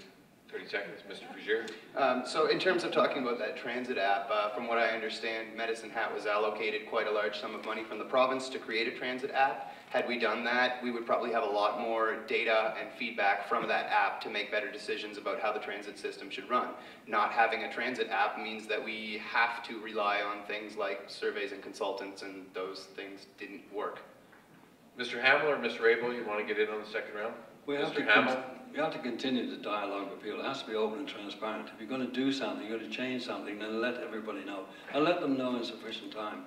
The idea, I mean, I hate to keep going back to transit, but it's a typical example of it must have been dealt with in committee months before they announced it. This didn't just happen overnight. It had to be, and they all had to know. And it was put, well, of course we should rubber stamp that one, and away it went. And then, wasn't us, we didn't do that. All wide-eyed, looked like deer in the headlights. Mr. Rabel? I think another concern too is that really seen with transit or even with financially fit, that City Council got this online survey. There was less than 5% of Medicine Hat that responded, and then they ran with those numbers as though that 5% could actually ever logically truly represent our priorities, and they kind of used that to justify everything. And so I think, again, if we really want to get public engagement, we have to show that we actually care, we're listening, and have multiple ways to get your input and to really get aggressive in getting your input. Mr. Cluxton, did you want to finish off debate on this? Yeah, so you need to know the difference between capital and operating again. So the capital grant we received from the province was used towards the natural gas conversion. It was also used towards the shelter because natural gas floats. We had to get fans. We had to do conversions on our bus terminal where they're stored. There is a transit app in the works, and as well, what hasn't been widely reported is also there's some traffic calming measures that's similar to what the police and the fire use to get the green light to an emergency, and the buses were eventually going to get that as well. So there was some tweaks that could have been worked out in the transit. Our next pair of questions will deal with civic promotion and advocacy. There is a notion that Medicine Hat and District is the forgotten corner of the province. Do you believe this to be true? What would you do to change that perception? Mr. Cluxton. You know, I've asked people to stop saying that because it's not productive to say that we're the forgotten corner. We are the economic hub for this region. I think everybody's aware that I have been advocating very, very hard on behalf of the city to both the province and the federal government, to sometimes some disdain of the other two levels of government. But that is the mayor's job to speak honestly, and depending whatever party is in power, is to advocate for our fair share. There's a saying amongst the mid-sized city mayors, whenever Ninchi and Calgary and Edmonton mayors were with the premier, what's it going to cost us? And so we are always trying to fight for our fair share on behalf of the city. Okay, Mr. Hamill. I don't agree that we're the forgotten corner of the province. I've many times over my time when I spent with council, I'd be in a forum or you know, go to some sort of gathering up in Edmonton or Calgary or where it was, and when asked, you know, where are you from? I just say the kingdom of Medicine Hat, and you know, I'm a minor prince, and people would say, oh, really? You know, they thought this was great. I mean, and that caught on, and the people know about Medicine Hat. They know we own everything. We own the gas, the oil, the water. I mean, everything is ours. And they say, you're so damn lucky, you know, down there. And we are. We're not the forgotten corner. I mean, I think we do pretty good. There was a saying went round, and I remember using it, where it said, this is the best kept secret. You know, it was wonderful. You passed that around to people, and they understood it. No, I think Medicine Hat is very much valued in our province and in our nation. That's why we've seen lots of visits from various levels of government, because they want to reach us, the people of Medicine Hat. I think, though, that being said, again, Mayor and Council have a very important role, that we need to advocate strongly and respectfully for our community, that if we ever feel that we are being mistreated or forgotten, we need to use every avenue that we can access in order to make sure that the will and the voice of the people of Medicine Hat are heard. If they're not going to come see us for 18 months, let's not complain about it. Let's pick up a phone call and let them know, listen, when it comes to these issues, this is where Medicine Hat stands on it. If we have to get in our vehicle and drive to them and say, listen, if you're deciding issues that are going to affect Medicine Hatters, then you need to hear our voice. And we're going to do whatever we need to do to make sure that you hear our voice clearly, because we have a responsibility to be the voice for the people of Medicine Hat, regardless of the issue. Mr. Fougere?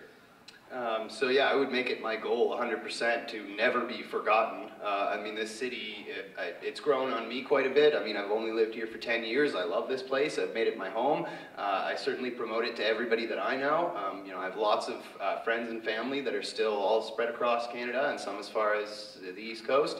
And I promote this city to them as much as I can, and I think that's something I continue to do if I were elected mayor. I think it's important that, you're right, we start changing the stigma or what's being said about our town, and you know, if we can frame it differently, we can improve.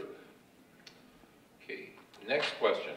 If elected, how will you promote Medicine Hat to ensure that our specific concerns are heard and answered on a provincial and federal government level?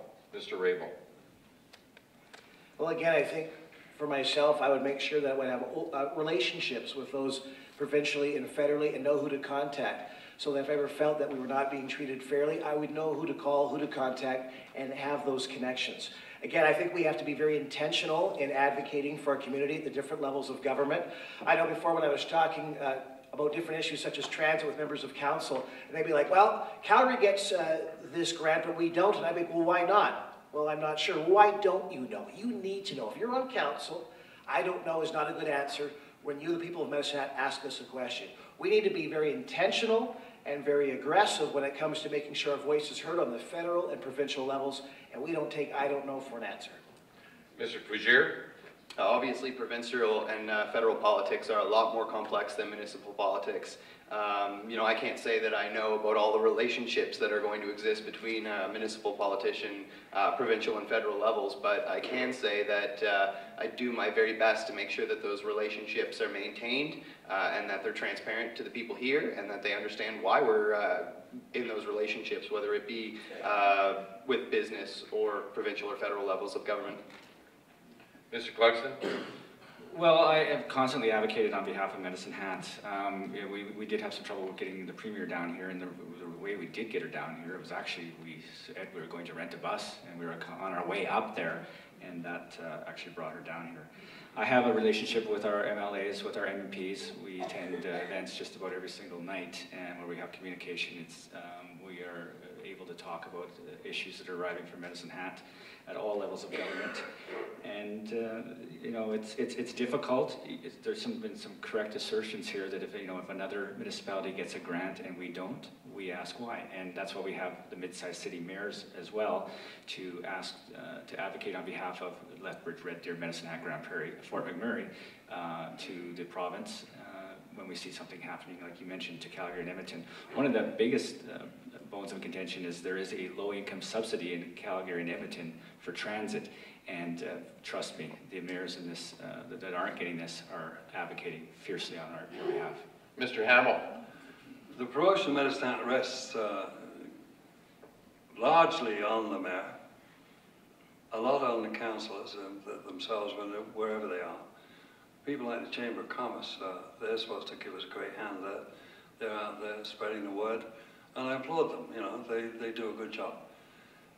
If you have a problem, then we've always got our MLA, Bob Moore, or Drew Barnes. You go straight to them, and they should be able to put us into position with someone who can answer the questions as to why they got a bigger grant than us. Most of the times it's pretty common sense. They're a big city. Calgary gets 200 million, Medicine Hat might get 10. The same with the members of parliament. You know, Glenn Moss is a good guy. He's out there. We elected him, and he's doing his job, and he'll do his job even better when he listens to us and if there's a problem. Great.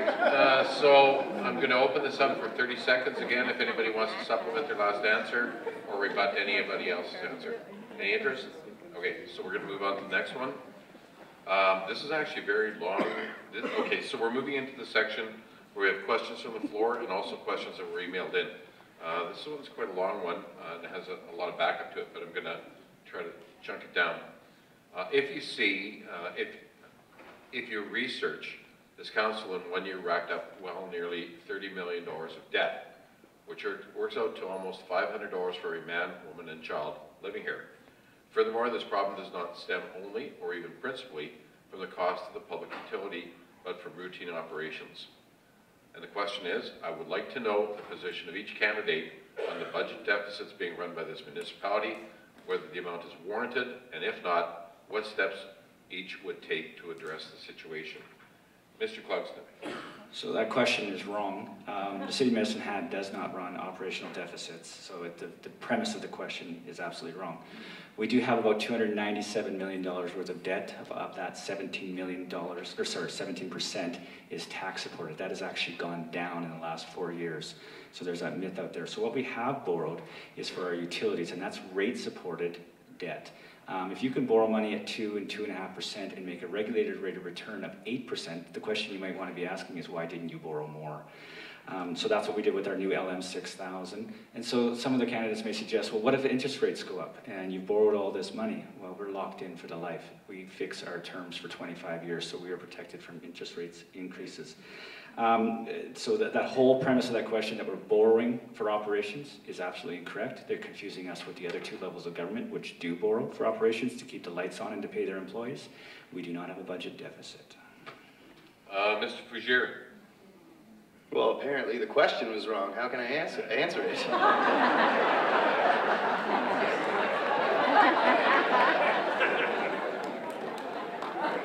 so, no? Mr. Hamill? Ditto.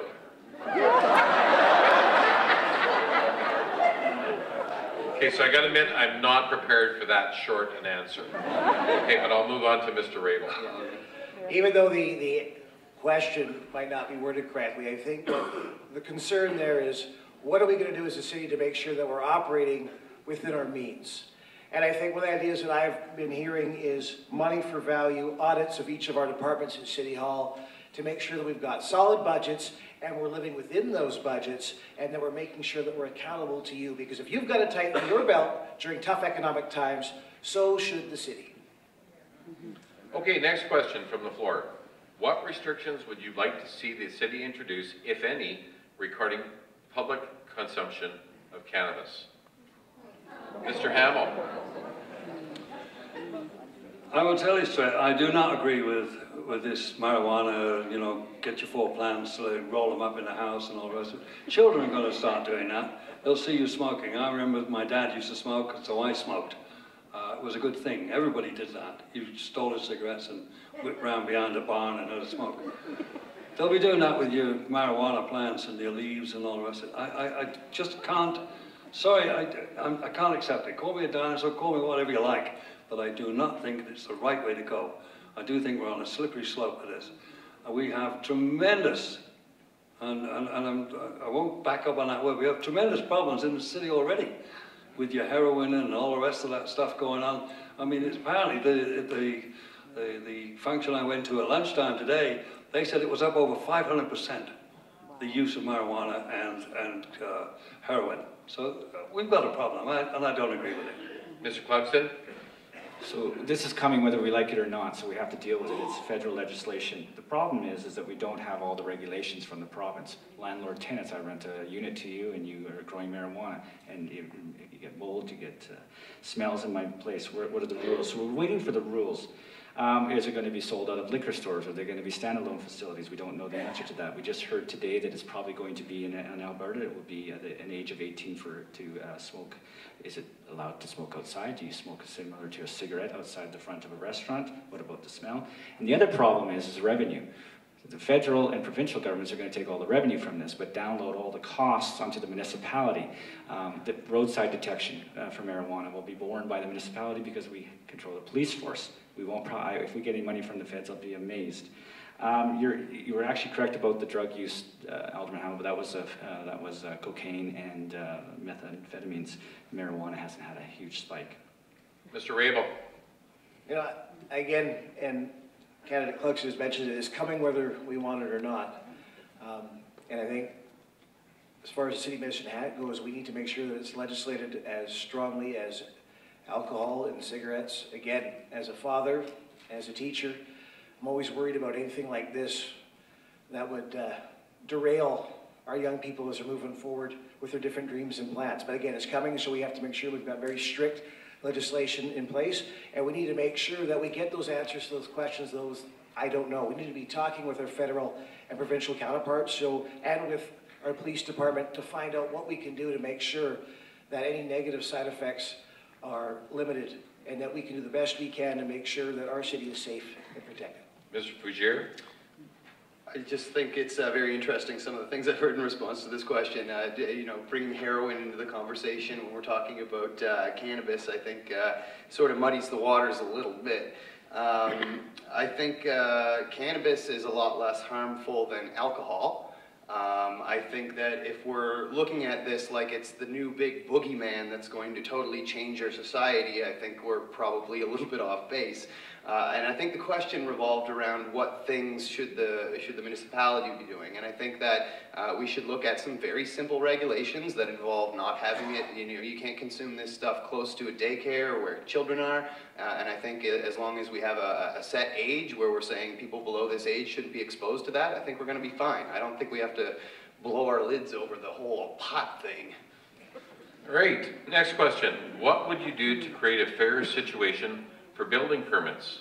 Would you consider outsourcing building permits as other jurisdictions have? We're going to start off with Mr. Rabel first.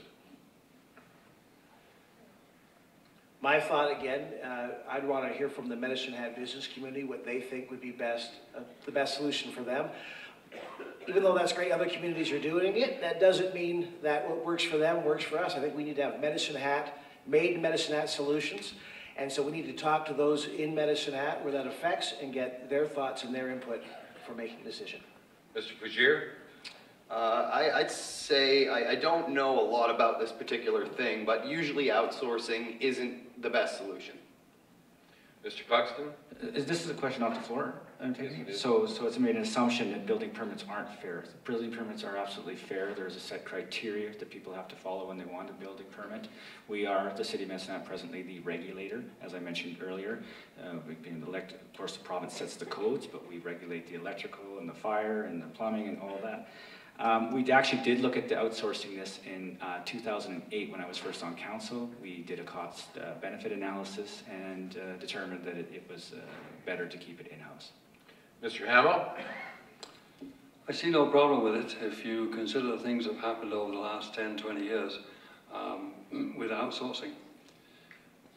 License centres.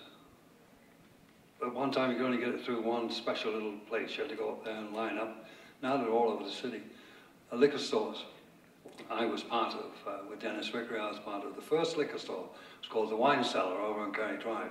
Some of you may know, may not remember, I don't know. But that was taken away from ALCB. They can still control. They still sell you the actual booze, and you bring it to your store and you sell it. Now we've got, I don't know, 50 in the city. So outsourcing is not bad. It provides a lot more employment, a lot more business starts, taxes, and so we go on from there. So I think it's a positive. Okay, so next question is another question from the floor. The question is sort of first, and there's a little bit of background after. Okay, so the question is, when will our city attract industry that can provide full-time employment versus the flood of retail business providing part-time employment, low wages, and no benefits? The short-term discount on land and taxes to attract new business is a long-term initiative. Look at the City of New York's business plan for attracting new business. So I guess to sum the question up is, what's your plan to attract businesses that will provide full-time employment and good jobs? And we're going to start off with Mr. Fougere. Wow, part of that question said something about understanding the business plan of the City of New York. I can't say that I've read the City of New York's business plan. I'm sure that it's a lot more complex than Medicine Hat, so there's a lot more moving parts to that. What I am hearing from the question is basically, when are the good jobs coming back? And, you know, unfortunately, that's not exactly the responsibility of a municipality to, you know, give you your good job back. But we can create a climate where businesses that have good jobs available and will want to hire people from Medicine Hat will want to come here and set up shop. So I think if I can answer the question for that person, I would say that we would try to create a climate where the businesses that they want to work for will be in closer proximity and they'll have more opportunities there. Mr. Hamill. If you know of a business that would like to come here that will give us good high-paying wage jobs, please come and tell me. I would go to the ends of the earth to bring it here. I will travel. I would definitely use my every bit of strength I got to bring it. A good job is a good job, and there's not too many good jobs at the moment. Everybody wants a smokestack industry that will provide $20, $30 an hour, or 40 or 50 even jobs. But the City Council can't do anything other than provide, as has been stated, the atmosphere, the climate that would attract a business. We need to be front and center on the stage saying, this is Medicine Hat, we've got this, this, and this, and this, cheap utilities, and we hope they are. All those things are good, and then the company looks at it and says, well, we'd like to go there. And when they come here, you take them out, you put them in a lodge for the night, take them for dinner, next morning take them around the city, show them all the things we have, and send them on their way with a good idea to come. Mr. Rabel. We have to get very intentional, very creative in creating that atmosphere that attracts big industry here. Because when we get big industry here, then we get to keep and retain the people that we have, plus attract new families. And we just can't keep talking about low utilities. We've got to be very intentional offering incentives to that industry to get them here. We've got to go find them. We've got to, again, invest Medicine Hat and use groups like DMO to get out there and promote our city to those big businesses. So when they're thinking about relocating, they're thinking Medicine Hat. We need to talk about, again, utility reductions, property tax rebates, land cost abatement, and off-site levy assist. We need to do whatever we can to get those big factory jobs, those big industry jobs right here in our city. Because I'll tell you what, people in Medicine Hat, we deserve to have those jobs, but we need to go get them. They're not just going to show up because we've got our fingers crossed. We have to do whatever we can, use every resource to go get that industry and tell them what a great city Medicine Hat is. Mr. Clugston. So the other candidates are correct, and we've been doing everything that they're suggesting already. That's what Invest Medicine Hat's job is to go out and drag businesses here by the throat and show them what Medicine Hat has to offer. Let's be honest, we never lost a major industry in this city other than the service sector, the oil and gas, and Carbon at the next. Actually, they've done plant debottlenecking, Invest. I just toured what they're suggesting. I just toured a major manufacturer around. Of course, I can't say because they're publicly traded. About 400 jobs. We showed them, we calculated what their electricity costs would be. We calculated what their property taxes would be. We even showed them how much, where the land they could have and how much it would cost. The owner of that company said to me, what's the catch? He didn't believe our numbers. He thought that we were pulling his leg, and I said, no, this is what it costs to set up a business here. So we are doing all the things that they're suggesting, and we do have a business expansion rate. We've signed some MOUs with some companies whereby a memorandum of understanding, whereby we've said if you expand your business, you will get utilities at cost, you will get, we'll run water, sewer, whatever you need. So we're already doing all those things. Okay, yeah, we'll open this one up to debate. Mr. Fougere, you're first. I guess I wanted to respond to that by saying that if businesses are coming here and you're presenting them a sales pitch and they're wondering where the catch is, maybe you should be looking for more of those businesses. Anybody else want to get in on this before I move to the next question? Mr. Hamill? No, I'm No? going to leave it. Mr. Rabel? Let it go by. Mr. Clugston? And its question, what I meant by what's the catch was they couldn't believe what a great business environment this was, what great utility rates we had, what great land costs, and various factors that would be the inputs into their financial decision to invest. Okay. All right, we're going to move on to the next question from the floor. Oh, sorry, Mr.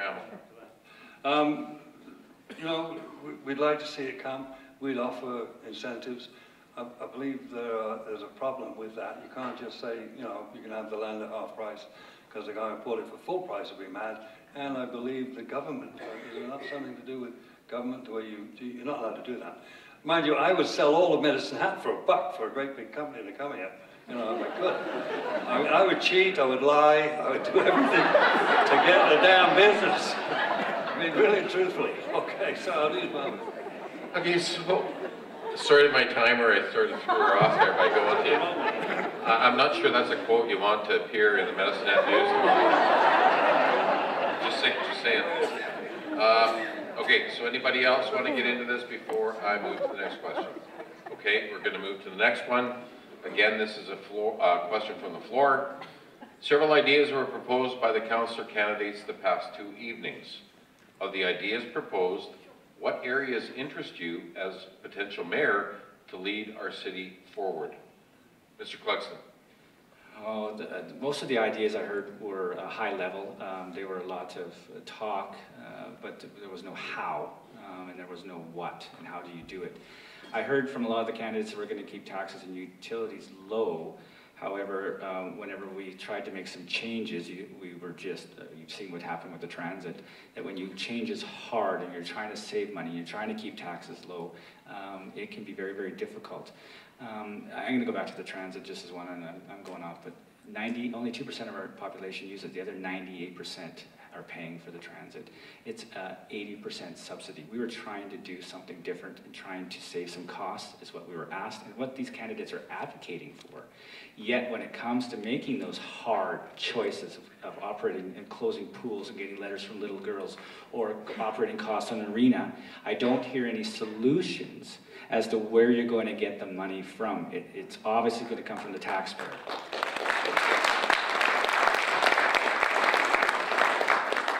Mr. Fougere. Yeah, I have to agree with that. Over listening to the candidates over the last 2 days from council, there was a whole lot of ideas that, you know, the type of ideas that need support from taxes, and, you know, some of them might have been good ideas, but they're going to have to be looked at from a fiscal responsibility type of standpoint. I think part of what that question might have wanted to communicate was for me to talk about some of the councillors that I've seen and the performance that I see from them. And you know, throughout the debate so far, I've really liked Chris Samraj. I think that he represents something that's a change in Medicine Hat. Maybe somebody is going to shake things up and provide a different perspective. So that's what I've garnered from the last couple of debates. Okay, Mr. Hamill. A lot of the ideas that were proposed, Ted's already mentioned them, you know, reduction in taxes, reduction in utilities, all that sort of stuff. It's got to be looked at. You can't just poo-poo the idea and say, well, you know, if we don't do this, then we don't get that. That's not the way to look at it. We have to sit down and go through every item that's there and try and find a way of setting back some money. I have an idea for the transit. Make it free. It costs us $6 million a year to run that transit system. That's their figures, not mine. $6 million a year.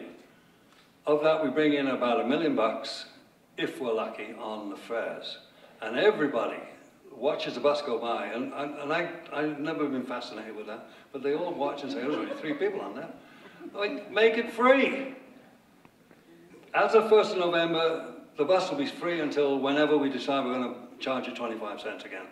You're not going to lose any more money. You can't lose any money. We paid for it with our taxes. Mr. Rabel. Well, some of the thoughts that I took away from the last 2 days wasn't so much about money, but it was the importance that if we're on council, we're doing our homework, that we're doing our research, that we're making decisions based on listening to you and reading the packets and asking those hard questions of the experts. We're not just sitting there rubber stamping things. Another thing that I heard over the last couple of days was the importance of civic municipal government being open, transparent, and accountable. It can't be business as usual. Decisions and legislation can't be decided behind closed doors. Mayor and council, they work for us, they represent for us, and we have the right to find out and see what's happening at City Council. And so those ideas about being more open, more accountable, and doing your research, you know, that doesn't cost anything. That's just good old-fashioned hard work and knowing who you are and who you work for, which is you. All right, so we're going to move to an emailed question Do candidates intend to protect the Medicine Hat advantage by maintaining city ownership of our utilities? We're going to start off with Mr. Hamill. Many years ago, it was discussed. I think we had a company come down here, and we were considering at that time, the council was considering selling the utility. At that time, it looked pretty good. I mean, I got the old green devil, you know, little green eyes, greedy. I was worth about $1.5 billion, and I thought, well, if you've got all that and you put it in the bank, we can live on this for the rest of our lives, just drawing down the interest, never touching the original amount. It would have been a good thing. It didn't happen. I mean, we still have the utilities, and I'm glad we've still got the utilities. The utilities are an important part of Medicine Hat. We're known as the gas city. They've tried to change it to the sunny city, but it's the gas city. Everybody knows that. And, you know, I think we should hang on to it. So I would support keeping the utilities. Mr. Clugston. Of course, I support city ownership of the utilities. You were mentioning the Ernst & Young report, candidate Hamill, when they suggested that we run it like a business or we do sell it. And they also suggested that we start a heritage trust fund, which this council has done. The utility advantage still exists. There's a lot of talk about, your utility bill is actually lower now than it was in 2008 because the commodity charge is so low. But where you really save compared to other communities is in the fixed charges. You're saving on average about $50 per month or $600 per year. So yes, there's a fixed charge. I'd be interested to know what the other candidates think about the municipal consent and access fee, that's, whether they think that we should be implementing that. As well, so that's when I talked about that business that was coming here. We don't pay transmission charges like other communities. Those big power lines that you're seeing built across, there's only one municipality that doesn't have to pay for those, and that's the city of Medicine Hat, because we have our own distribution. There is a huge advantage. We've been offered money many, many times to buy the utilities, and we've been offered more than we think they're worth, and the reason why is that they can charge you more and raise your prices. Mr. Rabel. Absolutely, we should protect and keep our city utilities, absolutely. Again, we need to keep that Medicine Hat advantage, but that happens, you know, we've kind of lost that in a respect due to the fact of the prices of gas, and so as we mentioned earlier, we need to make sure that we are investing in oil well exploration, as well as, again, generating extra electrical energy that we can sell off to other markets so we can get that dividend back, so we can build up that heritage fund and keep the Medicine Hat advantage. Mr. Fougere. So I grew up in Halifax, Nova Scotia, and growing up there, you'd always see these 3 smokestacks in the distance, and that was Nova Scotia Power. And I think I was about 20 years old when Nova Scotia Power was sold to a private industry. And I don't think you could ask anybody in Halifax what the name of that company was without hearing a 4-letter word surrounding why their increase in charges has gone up so much. So I mean, yeah, we have to protect the advantage of owning our own utility. Once you sell it, you never get it back. Okay. Another email question. Do you believe that art, culture, and heritage are economic drivers for a community? Yes or no? And where would you rank them on a scale of 1 to 10 regarding the importance that they possess in establishing a vibrant, creative, and healthy community? Again, 10 being incredibly important. Are they essential? We're going to start off with Mr. Rabel. So that was art, culture. Art, culture, and heritage. I think they're very, very important to a community. You need to have art and culture, and heritage is what brings us together. It's what we celebrate. Yes, business is important, it helps us pay the bills, but art, culture, and heritage is what we stay alive for. It's what celebrates love and life and everything that we go after. And so I think the arts are very important, culture is very important, and heritage is very important. And you just have to go down to check out the Medicine Hat Stampede each and every year to see how much in Medicine Hat we value our heritage and we love to celebrate that culture. Mr. Fougere. Yeah, absolutely. Art is important, culture is important, heritage is important. All of these things individually make up why places like Medicine Hat are great. I would mention that we've had projects here in town that have excited me. For instance, one of them I want to talk about is the pop-up park in downtown Medicine Hat. We see art and culture coming out of there that we might not have seen hadn't you know, this space opened up, and some really great people taking advantage of ingratiating that space. So I think, you know, while heritage is something we've always celebrated, we also have opportunities to celebrate different types of culture and different types of art that may not have been previously celebrated in Medicine Hat. So yeah, there's lots of opportunities for that, and I think That's a great question, and I hope it's answered more often by people who are in politics. Mr. Clarkson. Yeah, arts and culture and heritage are extremely important. It is actually what was mentioned earlier about the quality of life. You know, it brings in tourism, and tourism dollars is fantastic. A lot of our events occur downtown. You know, our Esplanade is a fantastic world-class facility. You look at Medicine Musical Theater and what's going on here in Medicine, the talent of our citizens and what they're singing and their dancing is really, on a per capita basis, has got to be second to none because we have these facilities. It's obviously an economic driver, and it brings people from outside Medicine Hat in to see shows and build heritage. We've spent a lot of time with our Heritage Resource Committee taking their advice on protecting some of our historical resources, especially downtown. We've designated more buildings than ever in the city's history. None of the other candidates have given a number on the scale of 1 to 10, so I'm not going to put my neck out and put that number up. Okay. Mr. Hamill. I think they're all very important, and I would give them all a 10. I'm constantly amazed. I really am amazed at the talent that was in this city. I mean, you know, here's somebody gone, I couldn't operate a tin whistle. I'm very poor. Whenever it comes to cutting a piece of wood, it keeps me warm twice. Once when I do it, and once when I put it in the fireplace. I'm not very good at any of these things, and I take my hat off to the people out there who do this. They are fantastic. You go to the art show over at the Stampede grounds, you go to the downtown and see the artwork on the pavements. You look at the heritage buildings we have, there's a tremendous amount of them, and they're beautiful. So no, I think they're all very, very important. I give them a 10 is the highest we can go. Okay, I'll give them a 10, each one of them, and keep them. You're brilliant. All right, next question again, an emailed question. Tourism continues to be a growth industry, even in hard economic times. According to Travel Alberta, the total direct and indirect and induced economic impact of visitor spending in Alberta was $9.2 billion in 2013. What current promotional strategies would you change or improve to make Medicine Hat top of mind as a destination of choice? We're going to start off with Mr. Fougere first. So, growing up in Nova Scotia, we got this lighthouse out there, and we make a whole lot of money just based on the fact that we have this lighthouse on the edge of the water there. Like, people from all over the world come out there just to see this lighthouse. I grew up right next to it. My grandparents actually owned a wood and wool gift shop right next to it, so I was around it a lot. And you know, when you go out there, it's really not as big as you think it is from the postcards. Medicine Hat can do similar things. We have lighthouses here. We have the IXL brick plant. We have the ability to take things that exist here and turn them into a tourism market that could really, really grow. When I was down at the Filthy Hands Festival, I spoke with James Marshall. He's the guy that does all these wonderful murals all around town.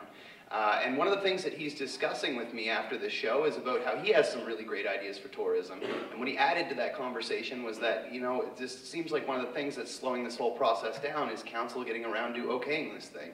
So I don't have all of the information on that, but I think there's some really good opportunities for tourism coming in our near future. Mr. Hamill. Tourism is very important. Once again, everything's very important that you bring up. Ecodel. Once again, I'll delve into that a little bit more. I brushed over it lightly when I was starting the conversations. I think that Ecodale could be turned into a 250 site campground. And they could be permanent campgrounds where you lease it from the city for, I don't know, $500, and you put your trailer out there, it's your home away from home. You can hook on, take it off to Havre or wherever you want to go into BC with it, come back and your site's still there. You need a big boat dock out there so people can grab the boat, take it in the water and use the river. The river is vitally important. It's a huge tourist attraction, and we're not using it at all. If I could float down and stop at a dock just below City Hall, as I say, go into the town, have a look around, go down to Strathcona where there'll be another dock. I can walk across to Medalta, a beautiful, beautiful heritage site there. It's great. You use the river. Mr. Rabel? Again, I've also heard this idea about turning Equidale into a campsite, though not something you would, rent and walk away from and go to Havre with, but having sites there that are non-power that people could go and enjoy Equidale. and tent during the summer. Personally, I think in Medicine Hat, one of the things we can celebrate is who we are, is all the different heritage buildings and heritage sites that we have. And combine that with the great acting community that we have. Wouldn't it be great if we had living heritage centers every summer and spring in Medicine Hat? When I have been to Ottawa and I go down to visit the different heritage sites, you've always got actors dressed up in that heritage piece, kind of talking about the history in kind of a really entertaining way. Why don't we do that here in Medicine Hat? We've got so many amazing heritage sites. We've got such a talented acting community. Let's get the two together. I think when we come to marketing and Medicine Hat tourism-wide, again, I know we've got Demo Medicine Hat, but we've got to get creative. We've got to get innovative, and we've got to think outside the box. Let's come up with something that celebrates our unique Medicine Hat heritage and run with it. Mr. Clugston. I think all the candidates pretty much agree that tourism is a great industry and needs to grow. There's some great ideas. Echodale Campground, I mentioned the river recreational study actually talks about a campground at Echodale, campgrounds at other places in the city that are to historic sites. We've had a huge surge in tourism at the Visitor Information Center. They keep track of the numbers, and they also keep track of where they're from. And interesting enough, because of the American dollar or the Canadian dollar being low, we are seeing, I think it's about 40 states are represented at that, the Vic. And what they're doing is they're on their trek to Alaska, and they're stopping here. And what our goal is to get them to stay instead of one night, maybe 2 or 3 nights. So it's all good ideas. I think we all agree on this. Hotels. Our newest hotel in Medicine Hat was 10 years old, and now, of course, we opened up the Canalta, and there are about 4 or 5 now in the planning stages. So we are seeing that growth in tourism, and Medicine Hat is a fantastic destination. That's where the Sunshine State of Mind is. Yes, we're the gas city, but that's how we sell ourselves outside of Medicine Hat. All right, next emailed question. Nonprofits and NGOs often operate with small margins and are often quite lean financially. This can create instability in the industry because of economic uncertainty. In the future, do you envision the city playing a part in stabilizing these organizations by offering more long-term operating support commitments? We're going to start off with Mr. Hamill. This is a difficult question. You know, you're going to hang out on this thing. I'm going to say no. The city gives enough money to a lot of small non-profits as it is now. If you continue to add to that total, I mean, we're already in the hole. We're just going to go deeper. I think it was Preston Manning said, if you want to get out of the hole, stop digging. They all do a wonderful job in NPO, you know, non-profits, but they've got to support themselves. It's either that or I'll open one up, you know, and you can pay me. I mean, it just. There comes a time when you have to say no, and this is what I'm saying about budgets. You have to build your budget and you say, that's how much I'm going to spend, and I'm not going to spend anymore. So I'm going to say no. Mr. Clugston. Yeah, this is I agree with candidate Hamill most of this. We do have a very interesting strategy going on now. It's called Thrive. It's the community's initiative to end poverty by the year 2030. And the idea is to get all these NGOs, the nonprofits together and make them more efficient so they can communicate and be under one roof, hopefully. I actually happen to sit on the board. And the City of Medicine Hat, through their FCSS funding, gave $75,000 to get that off the ground. Sorry. So there is, look, we are helping them look for efficiencies and to achieve many of their goals in mental health, food banks, various things. But really, these should be a provincial or federal responsibility to look after these, and they should be funded at the other levels of government. The municipalities only have 8% of the tax revenue, and the other 2 levels of government have the rest. Yet every service that you see provided today, you interacted with the municipality hundreds of times, from the pools, the parks, the playgrounds, the police, the roads you drove on. Yet the other levels of government you rarely interact with, and so they need to help fund this, not the municipalities. Mr. Rabel. Again, I think Medicine Hat has benefited a lot from the nonprofit organizations that exist in our community. They do a fabulous job. Obviously, you know, we would expect them to raise the funds on their own, and many of them do. Many of them sit there and serve our community out of their own resources and their own volunteer manpower and make our community a better place. And so I think what we could do is, yes, help them be more efficient and help them point the nonprofit organizations that are benefiting Medicine Hat where they can get that provincial and federal funding. Let's help them, because I'll tell you what, they help our community, and we want to see our city grow. And if we've got people willing to volunteer their time and resources to benefit our community, then we need to support that. Mr. Fugere. Yeah, I think there's always going to be creative ways for nonprofits to avoid the instability that can come with changing markets. Sometimes they have to align themselves, whether it be with private sector or finding more resources from the public. I don't know if it's something that the municipality should be supporting unless on an individual basis we find that there's programs that have maybe a return on investment that's not something that we can tangibly measure via finance. Sometimes there's going to be nonprofit organizations that we provide funding to that give us back a lot more than we could understand in terms of value of just dollars. So sometimes I would say there might be a necessity to keep these nonprofit on an individual basis and analyzing them. There probably is situations where we should keep those going if they were about to fail. Okay, so I'm going to end off the question period with one last question, one that's we can get through rather than taking 4 minutes. And it's a fun question. Okay, so for 10 points. In presidential elections, they traditionally ask what your Secret Service code name would be. What would your code name be? This is from the floor. Who wants to go first? Anybody? Mr. Fougere? Tall bike Tommy. That was sort of an easy answer. Okay, anybody else? Go ahead. You don't have to if you want. The poet assassin.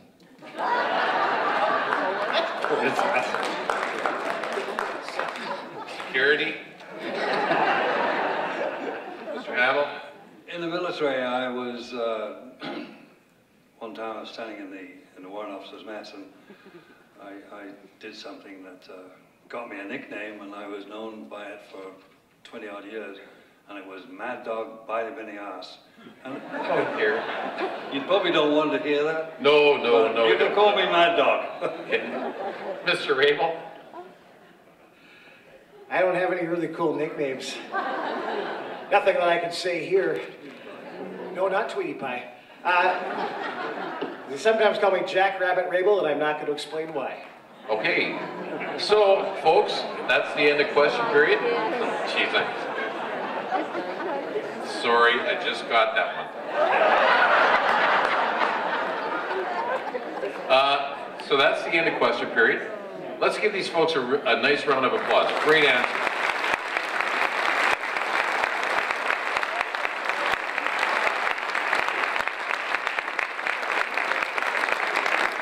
Okay, so now we're going to give the candidates one final opportunity to address the audience with their closing statement.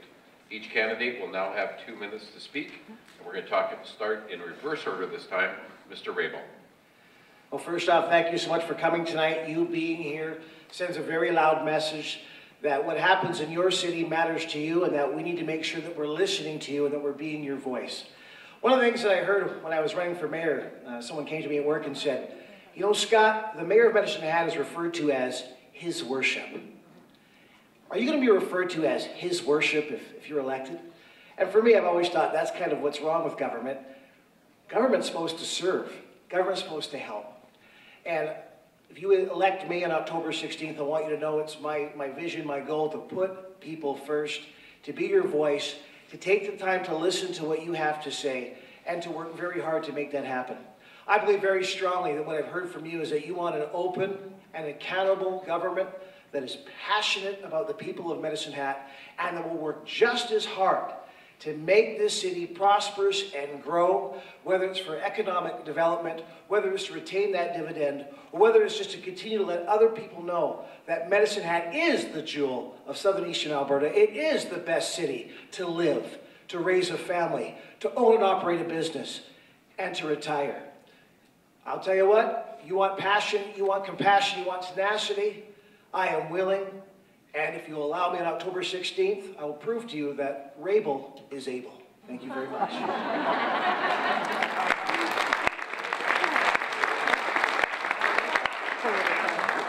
Mr. Hamill. I'd like to applaud each one of you for coming out this evening and taking an interest in your local government.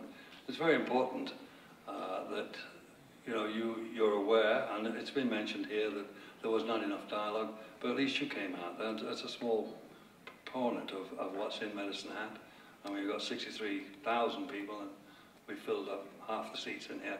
We're not doing too bad. They will turn around and say, oh, we didn't know anything about this, or we didn't know anything about that, which is silly. I would like to tell you that I've had the experience. I've been there, I've done it. I've worked very, very hard for this city of Medicine Hat. I love it. This is my city. I came here. I didn't have the privilege of being born a Canadian. I had to pass a test. And they don't take that test anymore, don't they? But anyway, I had to pass a test before I could become a Canadian. And I'm a very proud Canadian. And I've settled here with my wife. We've had a good life together here. And I'm going to remain. And I'm passionate about trying to rejuvenate Medicine Hat. I think what we need is some energy. We need a little bit more verve, you know. It's not there. We haven't got what I would expect anyway, being from the military background and having been on council before under people who had great vision. You know, you talk of Harry Viner, Ted Grimm. Those people, they knew everything that was going on within the city, and they promoted it, and they promoted it extensively. And I would like to do that. And I do it gladly for you. I work for you. I can't think of anything I wouldn't do to make this city great. And I already mentioned one, which has probably got in the newspaper, so I'm going to go down and talk to him as soon as this is over. But you got the drift. I really do believe that we can do this, but you've got to go out and bring it. It's not going to walk in your door. Mr. Fugier. I'd like to thank everybody who came out, especially, you know, people that might have braved some difficult situations to get here. I know some people could just hop in the car and come here. If anybody took the bus here, I congratulate you big time. Give yourself a round of applause. So what I want to say is that this matters. You know, it always matters. Voting is very important, and especially on the municipal level. You guys get to have yourself represented by one of the four folks up here, and I would hope that you feel that I represent you and that you trust me, and you would allow me to do that for you. One of my favorite things to do is to promote. If you ever watch my YouTube channel, you'll see that a lot of the things I do have to do with promoting local businesses, and I would be extremely excited about you know, taking that up a notch and promoting the whole entire city. I think the transparency is something that you know, needs to be the next you know, in the next generation of municipal politics here in Medicine Hat. And I also think maybe people were expecting that something a little bit interesting might be said. You know, maybe somebody would say something outrageous, and I see like a lot of people are almost at the yawning point right now, so I thought maybe I would just write a little thing to end it off with that may end up in the newspaper as well. You know, we've been the gas city for a really long time. I think it's perfectly possible that within the next 10 years we could be known as the Grass City, and we'll make a lot of money doing it. Okay, Mr. Clugston. So it was actually 10 years ago almost today that I first stood on this stage, or sat on this stage and asked for your vote. And I was very, very careful back then not to say anything. I was afraid of Alderman Graham Kelly and making a mistake and having him pounce on me and make a fool of me. I never really actually even wanted this job. I was quite happy in my private life, and but I was complaining in my private life, and I wanted to be part of the solution. So that's why I first came here 10 years ago. I used to say to my dad, I want to buy a sports car, I want to take a year off university, or I want to travel, or I want to do something, and my dad would go, and why do you want to do that? And when my dad did that, it wasn't, you knew that you were doing something dumb. And so I often wonder what my dad would say if I said, Dad, I want to run for mayor. And I think he would, if I tried to explain to him, say, Dad, you know, you served on the medical front line and did great things for this community, and now I want to serve on the political front line, because that's what municipal politics is. It's a political front line. And I've always wanted to make Medicine Hat the best it can be. I too truly love this city. I've lived here my entire life. One of the great things I get to do is visit grade 6 classes, and I talk to them about politics, and they're not bitter and jaded and twisted yet, and they ask me a lot of questions. And they say to me, why don't we have a zoo or a Toys R Us, or how much money do you make? Do you have a helicopter? Or I thought you'd be fatter. And the rate going forward is most democracies are bankrupt because they make short-term decisions by politicians to buy votes. And what we need to do is make long-term decisions for those grade 6. And that's what I'm here to do. And I want to see, one of the greatest things I got to do this term was open the Leisure Center and do that ribbon cutting and watch hundreds of children run into that new facility and the smiles on their faces. And I also want to see the NGPR back to profitability. I want to see those berms work. I want to see all of the things we've accomplished in this term. And so I think that Dad would say, carry on. Thank you.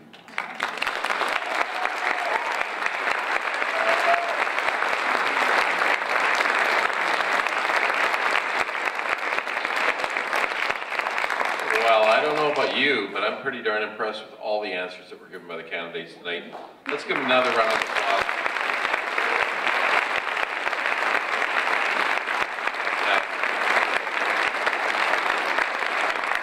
Before you rush out the door, there's a couple things, and before I call Perry back up on the stage. Because of time constraints, we have been able to get to all of the questions, but the Chamber will be forwarding unasked questions to our candidates, and we will publish any answers that are received from candidates on the Chamber Municipal Election page at medicinehatchamber.com. Now, before you go, I'd like to call Perry Deering, President of the Chamber of Commerce, back up on the stage to say a few words.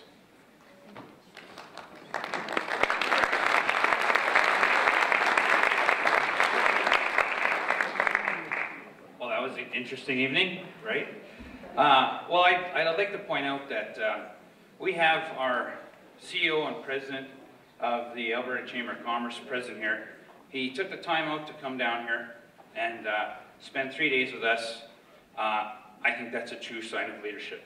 Good job.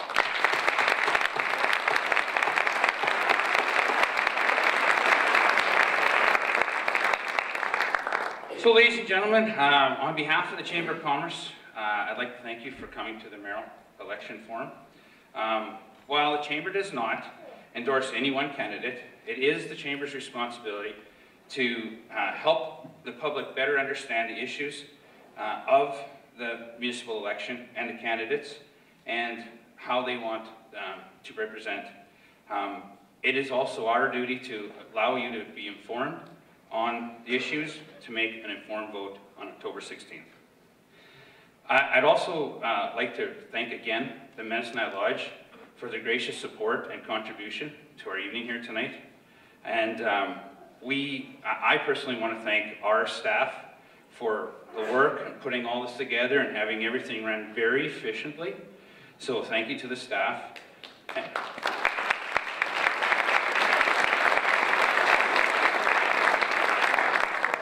And of course, I like to thank my team. I'm really proud of my directors. You met them as you came in here tonight, so a great thanks to my team. So